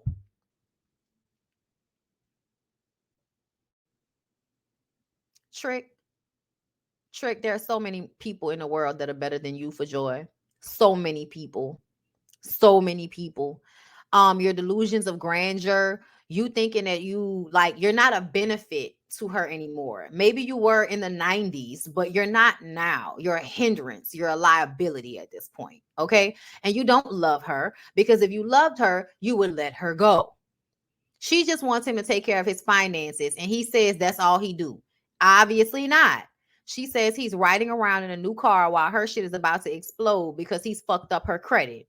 He says he'll get her a car and his name on Monday. Just come by and I'll get you a car. Joy, I don't know. Wait, hold up. Joy wants all the debts paid off before they divorce in Florida. The debt is split 50-50 at the divorce. Okay, so she wants him to pay off his debt so she isn't financially responsible for it. I personally feel like, give me the fucking divorce and then I'll struggle. I'll scratch and survive good times to pay off the debt as long as I'm free. Because I feel like he's going to keep making more debt because he thinks it's gonna make it harder for you to leave him. They may didn't have a prenup. Of course they didn't have a prenup. If he took care of her, she wouldn't be dying to get away from him. Why can't he let Joy go? Because he doesn't want to. Trick doesn't like the fact that the woman he loves doesn't love him anymore. So he's going to keep her, because if you can't be with me, then you can't be happy with nobody else, because I'm not going to be happy. Hello. Joy needs to divorce him uncontested, file bankruptcy, and move on ATP. Okay? I agree with all that. When she finally divorces Trick, he's going to spray the rest of her personal business. Trick is vindictive. I wouldn't give a fuck. I wouldn't give a fuck. It's definitely his ego, which I don't understand why you have any of that left. Looking the way you do. What you got ego for? Put it away. Find a better personality. Yes, exactly. Looking like the damn Swamp Thing. Mucinex mustache looking ass girl. The longer she stay in the marriage, the more debt she accumulates. Exactly. Exactly. I don't know what is going on with Joy. But if Joy want to stay dealing with this nigga, then she gonna stay dealing with this nigga. But she tiring me the fuck out. Let's move on, y'all. So Dawn tells Flo that her personal life is a mess and that she needs a divorce. She needs to divorce that nigga, right? She needs to divorce and child Marlon. She needs to divorce Marlon. Okay. And y'all know Flo. Flo is, I'ma stick beside him. I don't care how much he dogged me out. I'ma find a way to rationalize, believe in him over my own eyes. Like, girl, Debbie told you last season that he ate her out on a pool table. You took him back after that. Like, girl, I don't even know what to say about women like Flo. Flo says that she wants to talk about her career. Dawn says that her personal life is affecting her career. Flo doesn't see the connection between Dawn saying, she doesn't see the connection between Marlon fucking up her career. And, I'm like, girl, do you not see that Marlon jumping on stage at that concert made things way worse than they needed to be? It was already bad, but y'all made it worse. He made it worse when he jumped on that stage, Flo. So he absolutely is fucking with your career. You right now are putting more time and effort into his music and pushing his career along than you are in your own career, which that should say a lot, like, about where your priorities are and how you are more worried about Marlon and his foolishness than you are about your career. You want to be one of those women that cares more about some undeserving, dirty ass nigga who can barely, you know what I'm saying? Like, he can barely lie. And you're just going along with it. And it just never makes any sense to me. Like, she getting in a Range Rover and he's getting into a car that he has to climb out of the window to get out of. It makes no sense to me. Flo storms out of her meeting with Dawn and says no one is telling her who she can be with. I'm like, are you a teenager? Are you a fucking child or something, Flo? Nobody is telling you who you can be with. We're telling you he's a hindrance. And if you're trying to actually do something with your career, you should probably try to drop him. You should probably try to drop him. Okay? Or at least stop putting him in your business. I don't understand why Flo can't be in a relationship and just fuck her dirty dick ass husband and not have him involved in her career. That probably would save you a lot of pain if you would focus on your own career and let him focus on his shit and stop trying to mix the two. But because you want to do Jay-Z and Beyonce where there is no Jay-Z and Beyonce, here we are. Okay? So, like I said, she storms out. And she says that Marlon is a benefit and not a liability. I said, Flo, really? Really? Really? He's a benefit and not a liability, girl. Shut up. So we watched his little video at Flo's Lounge because, she's always using all of her resources to promote his career. And then here come Gael. Gael said, I talked to my mama yesterday and my mama told me that Flo and Marlon are renewing their vows. And I'm like, what type of brainwash bullshit is this? So I came down so I could talk to her. So she walked up on Flo and Flo like, what are you doing here, Gael? Talking like a fucking computer. And Gael said, "What's wrong with you? Mama told me you renewing your vows with Marlon. Why would you do that?" Because Gael, he's my husband. You're trying to ruin our relationship. Oh yeah, did Marlon tell you he has a 12-year-old daughter? Do you know about that? Flo go run to the bathroom talking about, I've heard this before. I've heard this before by several people. I said what Marlon says. So what happened? Marlon said, so you heard from other people that I had a baby. So what happened with that? Exactly. What happened with that? What happened with that?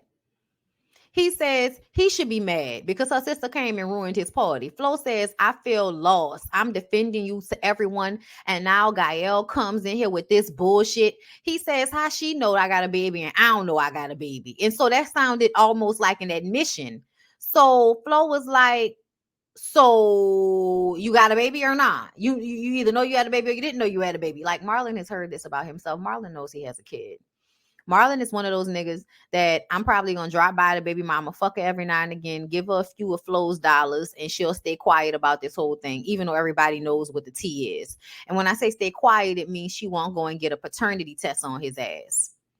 Marlon got kids all over Florida. I'm sure he does. Like, Marlon seems like a sex addict of some type. Like, Marlon seems like a serial cheater, somebody that can't keep his dick in his pants. He doesn't have control of himself. So he has sex with any and everybody whenever the moment strikes him. And that means he doesn't wear protection. That means he's probably given you STDs before, and he's definitely had children all over the place. But you have to be a special type of delusional bitch to want to be in a long-term relationship with a man that is like this. And in Haiti too, child. And he is always talking in riddles. He's always talking in riddles. He's always, conflating issues, questioning the dumbest shit instead of being honest. But to me, I feel like at what point do we stop bullshitting with ourselves about the facts of the situation? The facts of the situation is that Marlon is a serial cheater. Marlon is a dirty dick whore. And you're married to a dirty dick whore. So now this is what you need to deal with. Either you're going to stay with him and you're going to deal with him fucking your sisters and your friends and having babies all over Haiti and Miami. Either you're going to deal with that and just smile and keep going, or you're going to leave him. Or the third option, which is the option you're probably going to take, which is that you're going to allow him to lie good enough for you to believe it so that you can stop acting like it's happening, just so y'all can repeat this all over again.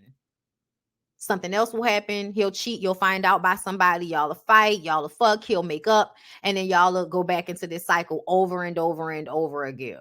Over and over and over again. Plot twist. Gael is the one who has a 12-year-old with Marlon. Child lies.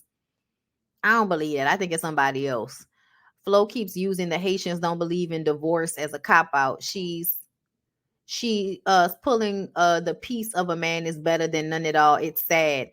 Honestly, I feel like I hate when people be like, oh, Haitians don't believe in divorce. And it's like, Haitians don't believe in divorce because they're Catholic, correct?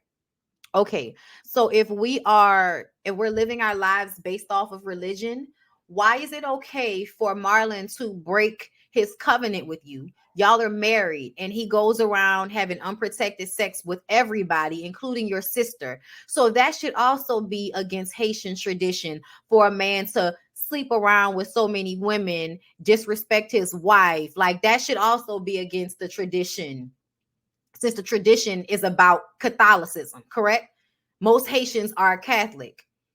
And that's the reason why they don't believe in marriage.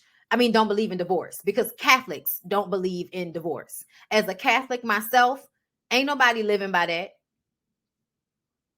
That's a lie. I know Haitian women who have divorced. Child, we know that they got Haitian people that have divorced.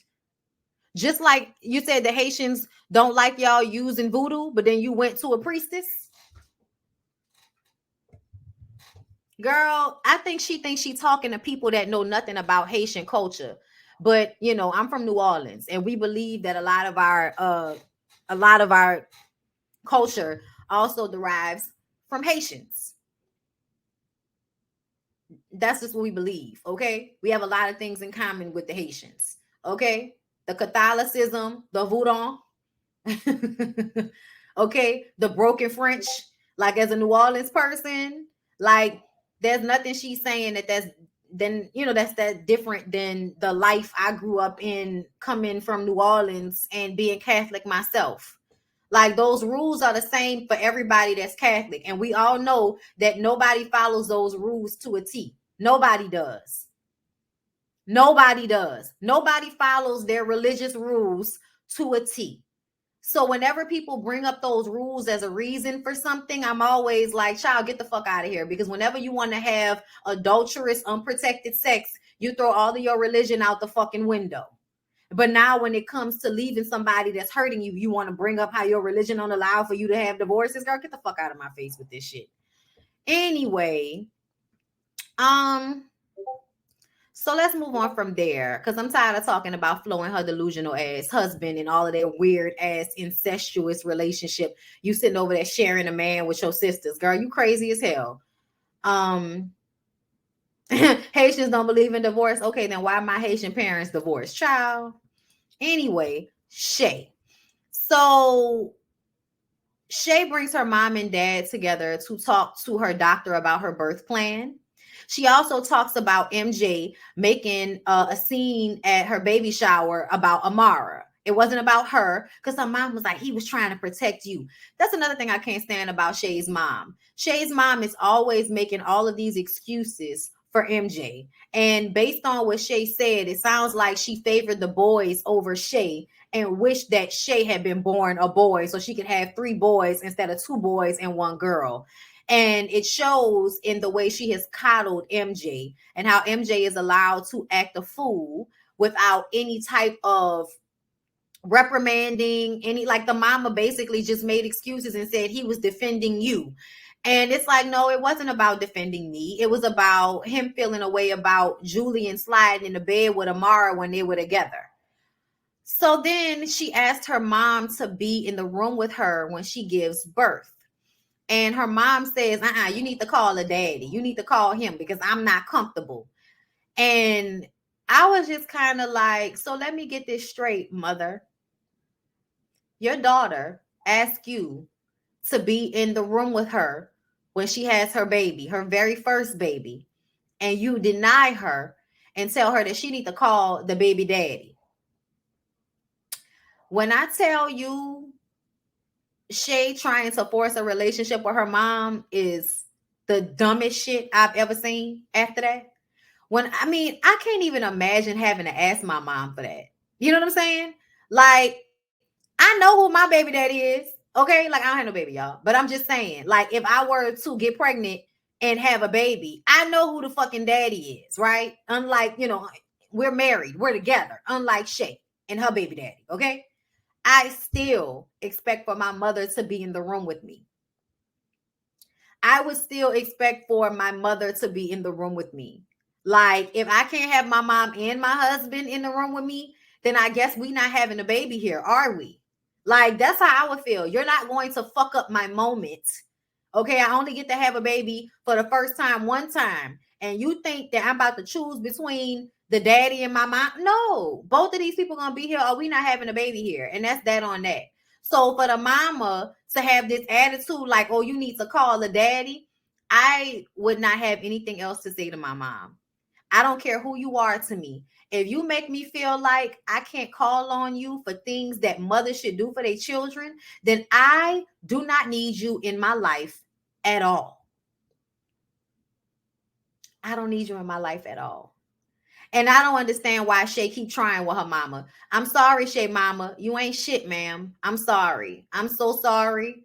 I understand that may seem disrespectful, but I have never in my life seen a woman basically tell her daughter, I feel like you kind of rubbing it in her face about her and that man not being together. You need to call him. You know their relationship is not in a space where she feels comfortable calling on him, but you're going to throw it in her face, right? Right? You're going to throw it in her face. Her mama ain't shit, y'all. I'm sorry. Makai, thank you for the super chat. Bondy, I've been watching Shay get played since I was 5. I turned 21 on the 21st, shaking my head. Girl, thank you for the super chat, and that is so sad. Hold up, y'all.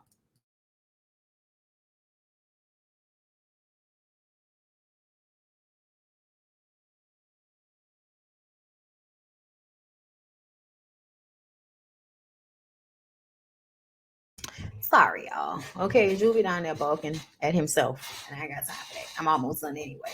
So, yeah, Shay mama ain't shit. And if I was Shay, I wouldn't even be talking to that lady no more. That's just how I feel about it. How dare you? That was so hurtful to me. That was so hurtful to me because she was like, you know, Ma, I want you to be in a room with me. And she was like, call the daddy. Call him. And I was just like, that lady don't have no heart for you. That lady don't have no heart for you, Shay.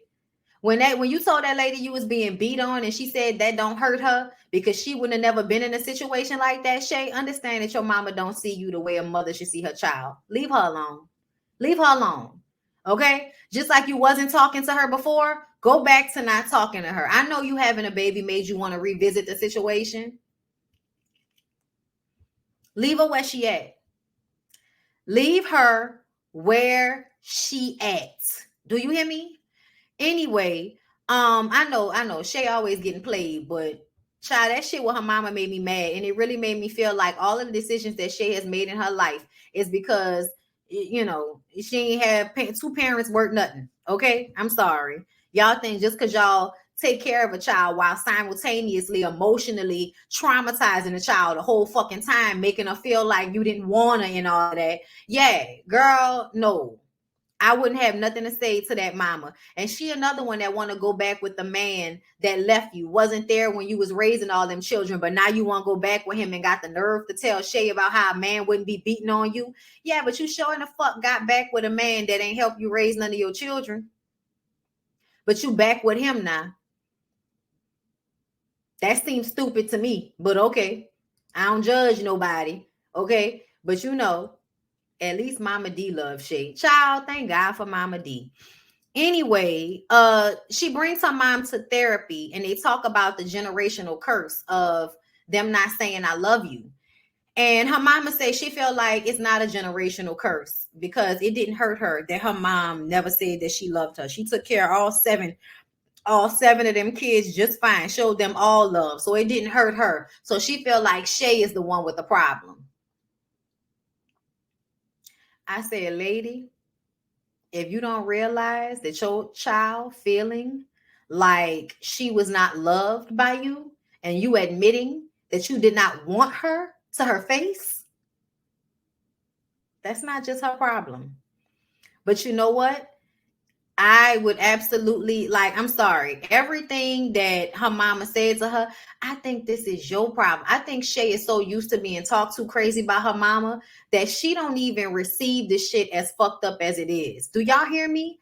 I don't think Shay realizes how fucked up her mama is because she doesn't know any different. She complaining about her mama telling her she love her, and I'm like, I don't think she can tell you she love you because I don't think she really does. I don't know why, but I don't think she loves you, not the way she should. She don't have no empathy for you. You her daughter, you her child, and she doesn't have any empathy for you.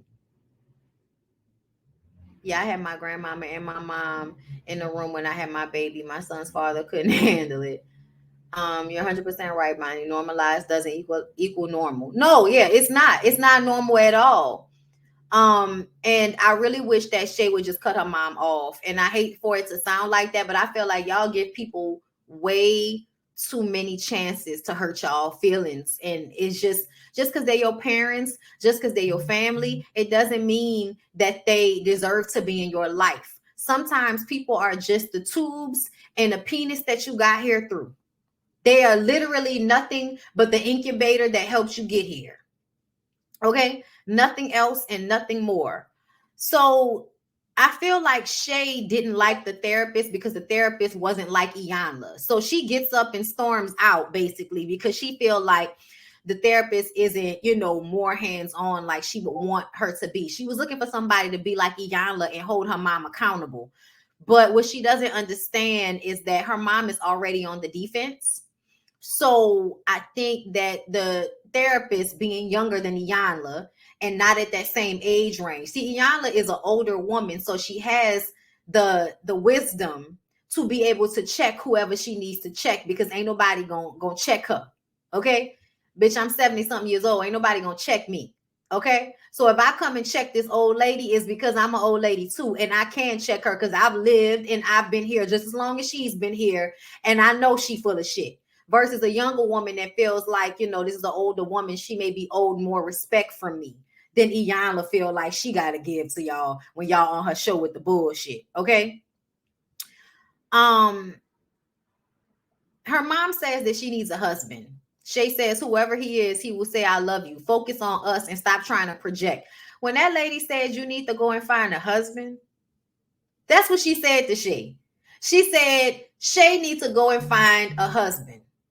I want y'all to recognize that the reason why Shay is so disrespectful is because this is who her mama is. Shay needs to go to therapy on her own. Shay needs to be in therapy dealing with her issues, and she needs to learn how to let go of her mother. Like, she needs to let go. Stop trying to fix it. Stop trying to break the generational curse. Let me tell you how you break it. You be different. You work on yourself and you be different for your daughter. That's the only way you're going to break that curse. It's not going to break with you fixing it with her. That's not how any of that works. It's from the head down. Your mama came before you. You can't fix her.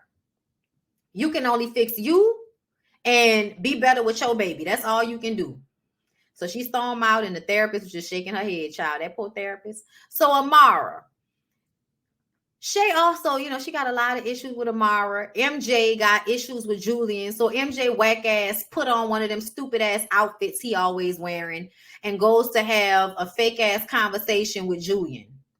And Julian basically says the same thing he said last time. Your sister wants to work. I'm setting it up so she can work the way she wants to. I'm not putting more work on her than she can bear. This is what she wanted from me. Your issue with me came in with Amara. So you need to rectify that. MJ went from screaming and howling about how he didn't care what his sister wanted to saying, you know what? You right, man. I do need to go and fix things. Hold up, y'all. You know what? You right, man. I do need to go and, you know, have a conversation with Amara. Like, no, you don't. No, you don't. I really feel like what Shay's mama taught them is to hold on to negative feelings. Hold on to negative feelings like a dog with a bone. Because at the end of the day, Shay, there is no way in this time in your life that you should be grabbing for everything that's negative in your life. You pregnant with a baby we didn't think you would be able to have after all the issues that you had with your, you know, your fibroids and then your geriatric pregnancy and all of those things. Like, Shay's baby is an obvious gift from God. And I feel like Shay should have found a fucking tree and a beautiful space and just luxuriated in her own cocoon until her baby was born, and then still been in her own cocoon. And then when she felt like her and her baby had created their bond, then she can go and introduce her baby to her people and all of that type of shit. But see, you pregnant and you got the energy to argue with MJ about Amara, calling Amara the hoe of hip hop. Girl, I'm going to tell you again, that's real basic bitch shit for you to be talking about another woman's pussy. First of all, I don't even know why you care about who Amara has had sex with. That ain't none of your business. It's none of your business what happened between Amara and your brother. Your brother is not your responsibility. Your brother is a grown-ass man, and I wish you would see how much like your mama you look as you defend him against Amara. Your brother is grown, and you know your brother is a user because he's on your coattails right now, and y'all are both on Amara's coattails the way she said. Okay? Amara was doing a pop-up shop for her baby clothing line. Her mama want her to focus on her music again, but she's trying to focus on businesses so she can make money and stop having to work so much.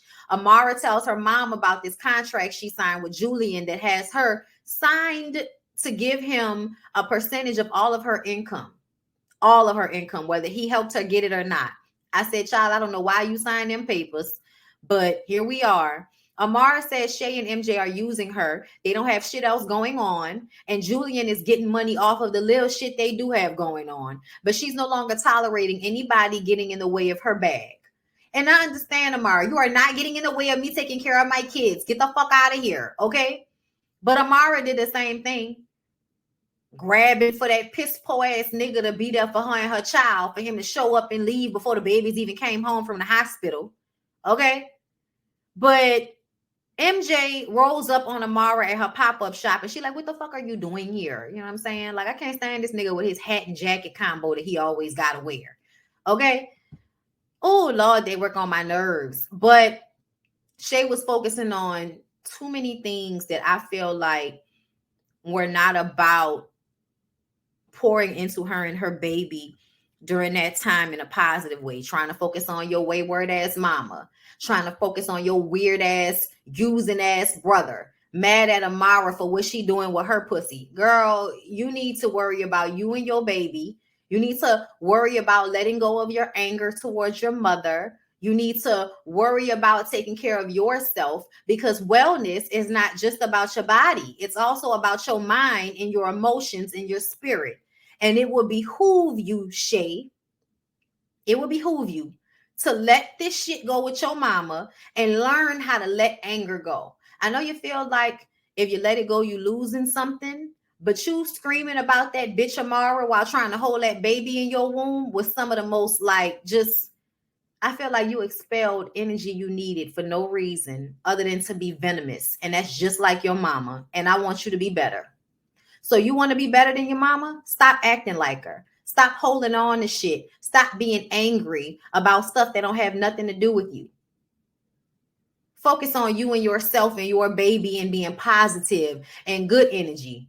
And if it have anything to do with something that ain't got nothing to do with you, like Amara and her baby and MJ and his hats and jacket combos he can't afford to keep paying for without a woman to lie up under, yeah, don't worry about it. To me, as soon as Shay started bringing her family around her during this pregnancy, they did nothing but stress out. It was like she was in the clear and able to focus on herself and her pregnancy before she told her mama and her family about it. And now that she told her family about it, her brother is all in her fucking business, much by design, I'm sure, production and all, storyline and all. But still, it's given my family is now more of a hindrance to me.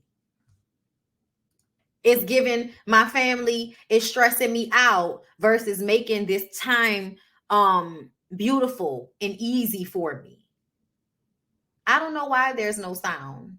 I turned my camera off in order to help with that. I don't know why there's no sound.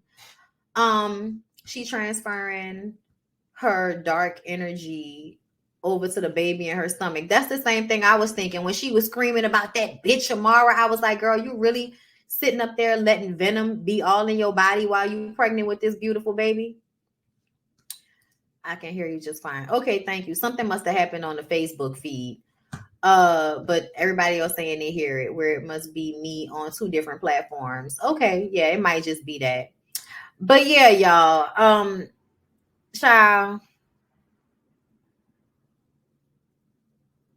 We'll see the rest of what happened between Amara and MJ next week, but it's stupid. Y'all don't have nothing to talk about. I don't care how long it was between MJ and Amara breaking up and Amara fucking with oh boy. I don't care, because I feel like MJ was always using Amara. Always. And he's just been, I feel like he's a user. He seems to be a man that can't stand on his own 2 feet. So he's always trying to find some woman to leech off of. That's what MJ gives me. And it makes sense because the mama probably coddled the fuck out of the boys and did everything for them. Probably made Shay take care of her brothers and bear the brunt of, you know, all of her bullshit. Which is why Shay is so male identified and bucking for him and all of that. Girl, yeah, Shay needs to go to therapy by herself and get it together, because this is just sad. I agree. Tasha K interview didn't help him either. I don't know why she interviewed him. I was just sitting up there like, now who the hell care what MJ got to see? Who the hell care? Like his ex told us. Exactly. Shay needs some serious therapy. She's too old to have this type of season 1 behavior. Child, she always giving season 1 behavior, doing too fucking much for the cameras. I hope seeing herself on TV will help Shay, because nobody wants that type of energy, especially not her baby. I'm telling you, I think one brother is a doctor, and that's probably why he's not on this show. That's why that mama always, you know, look nice. When she on camera, that mama sweat, she be clean. The makeup, hair, clothes be nice. Inside just as fucked up and ornery. Mm-mm-mm. But you know, these are the things that people like to sweep over that are literally the most detrimental in our community is our interpersonal relationships that cause us to have all of these issues with communicating, emotional issues, anger issues, all of these things that nobody wants to really deal with and glaze over as if they don't matter. Meanwhile, you know, your mama don't tell you that she love you. She treats your brothers better than she treats you. So they're used, you know, one of them is a user and a coddled ass nigga. The other, you know, the other one we don't know much about because he ain't on the show. And Shay has been, you know, kissing nasty ass Flavor Flav and doing whatever she can do in her life in order to have a better life, all from a place of insecurity, anger, and feeling abandoned. All for her to have her baby finally and be on national television screaming and hollering about a woman that ain't worrying about her. Girl. Anyway, the audacity when Shay talked about the generational curse, then had the audacity to end the therapy because she just like her mama. Shay needed help from back when she was Bucky because she can't be sane trying to get love from Flavor Flav. The one person that tried to help Iyanla, they both refused. Yeah, because they think they know better. They think they know better. Unfortunately, I don't see Shay growing emotionally. She's had years of herself being documented, and it is what it is now. That's another thing. I don't think she'll ever change because, you know, before I go, her relationship with her baby daddy sounds just like her relationship with Scrappy. Why have you gone around having these unbalanced relationships with men and they always feel as if they can leave you holding the bag? Why? Because you move from a place of lack and insecurity. And instead of fixing that part, you want to blame your mom. You want to blame everybody else when really cut them the fuck off, work on yourself, do better, and don't be to your daughter what your mama was to you. That's all. That's all. And she was almost pushed crazy off that balcony for talking shit to her child. Me and Shay would have just had to get it fucking cracking. The doctor brother was with her when she got her fibroids checked. He's married. Okay. Child, there's always one. There's always one. If you got three of them, one might not be as fucked up. But I want to know how that married brother's life has turned out for real, because I'm sure there are some issues there as well. You can't have three children, two of them fucked up and one turned out perfect. That's not how any of this works. One of them is just better at hiding his shit. In my opinion. She also embarrassed herself with Pleasure P. Yep. Lack and insecurity with an ounce of pick me. Shaking my head. Boots versus Bucky. Child a mess. She was another one. I couldn't stand Boots. She may be different. She can see her mom and herself on TV, and now her daughter will grow up seeing it as well. She may be different, but I feel like, I don't know, considering the fact that how many years are you going to repeat the same cycles of being, you know, in the same trauma? On Iyanla, he messed up too. Oh, I gotta watch that when the married brother has issues too. I need to go watch that episode again because it's been so long. That would be my eldest brother. He's the least messed up, but that's not saying much.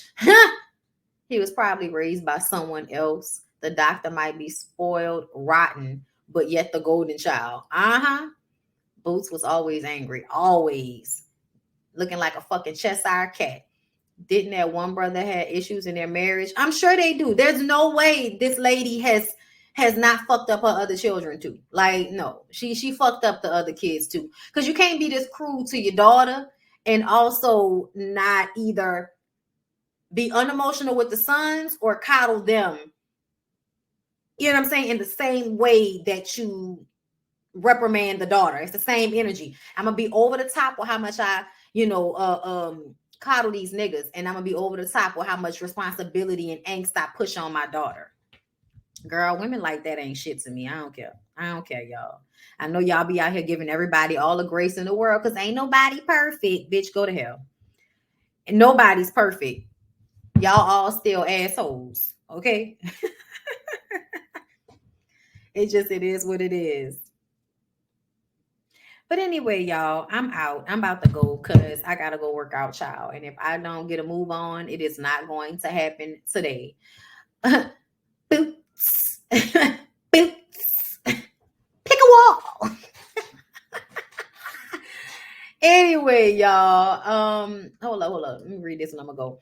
I'm pessimistic. I feel like Shay's daughter will be okay, but distancing herself from that family, and then Shay will. Yeah, I definitely think she needs to just cut it off and work on herself. But child, the fact that you got Julian as a manager, I just think she needs to do better at picking the people she around. But anyway, y'all, I love y'all. I hope y'all enjoyed. Please don't forget to like, comment, subscribe. The Ooh Ladies First panel is tomorrow on Jamie That's Me's channel. Don't forget, I had it fucked up this last week because we was all over the place with the interview that we got with Tammy. I will enjoy my workout. Thank you so much. I love y'all. But I'll see y'all tomorrow for a BondyBlue show and Ooh Ladies First. Ooh Ladies First is gonna be on Jamie's channel at probably around 7:30. We've now kind of tried to go up an hour as to not be on so late. So look for us around 7:30 tomorrow. Okay. Love you guys. See y'all tomorrow.